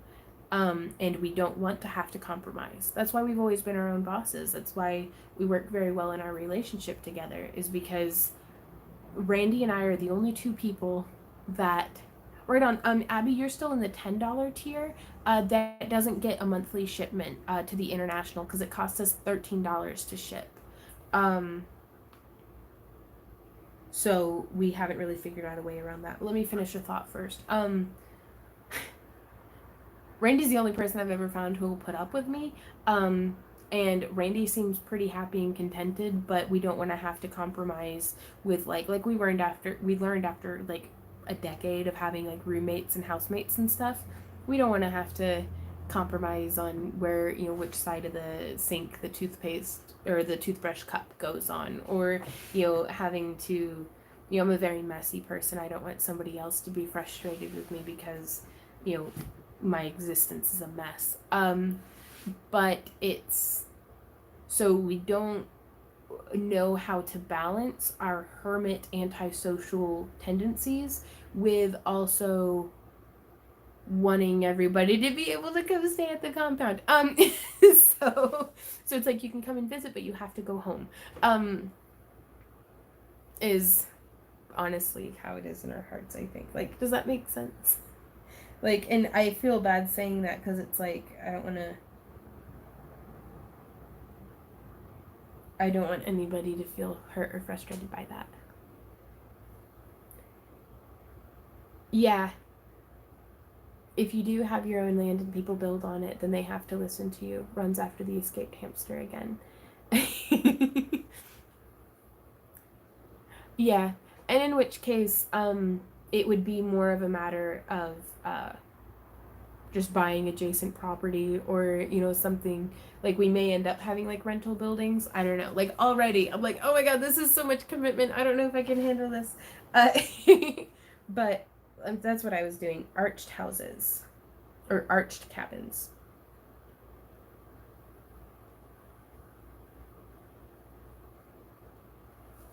On Instagram, they have where they were showing. Where is it? Here it is.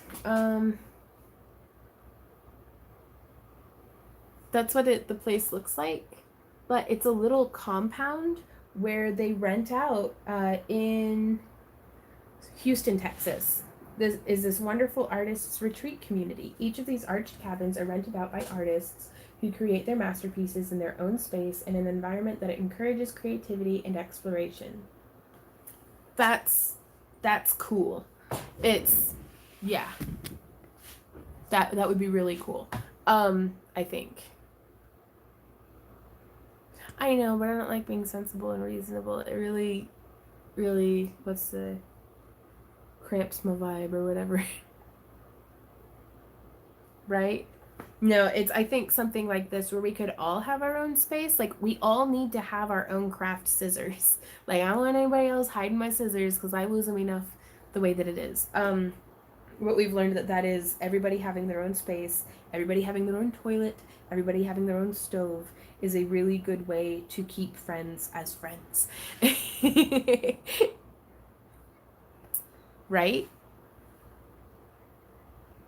Okay. Work and the rest of the world call to me. I've got to go. Just like a gated community. Yeah. He has to own toilet. Yeah, and it's nice. It's just nice. It's a good way to, you know, and I feel like we live in a world that's prosperous enough. There's no reason why there should be have-nots, why there should be people who don't have, you know, we can all have our own toilet. Like, that's the utopia I envision for all of us. Jim. But thank you guys so much for hanging out with me. And I don't know if I ever made my point about how grateful I am, but I'm freaking grateful, and it makes me feel all like tingly on the inside. It's Arched Cabins. Let me see. On Instagram, it is ARCHED CABINS HQ, like headquarters. Oh, well, thanks, Penny. And there's a really cool video on YouTube that actually like tours them and stuff, and it looked really neat. And the price seems really pretty cool. But like, I wanna do like a cabin out of cob. Like, I think that'd be cool. I don't know. We'll see. We're having to balance what would be cool with what is most affordable and practical. So, yeah. Ooh, that'd be neat, Jim. Okay. I'm gonna go. I'll talk to y'all later. Talk y'all. I will talk to y'all later, and until next time, y'all, happy crafting. Bye. Yep, you'll be able to rewatch it, Lisa. Bye, guys.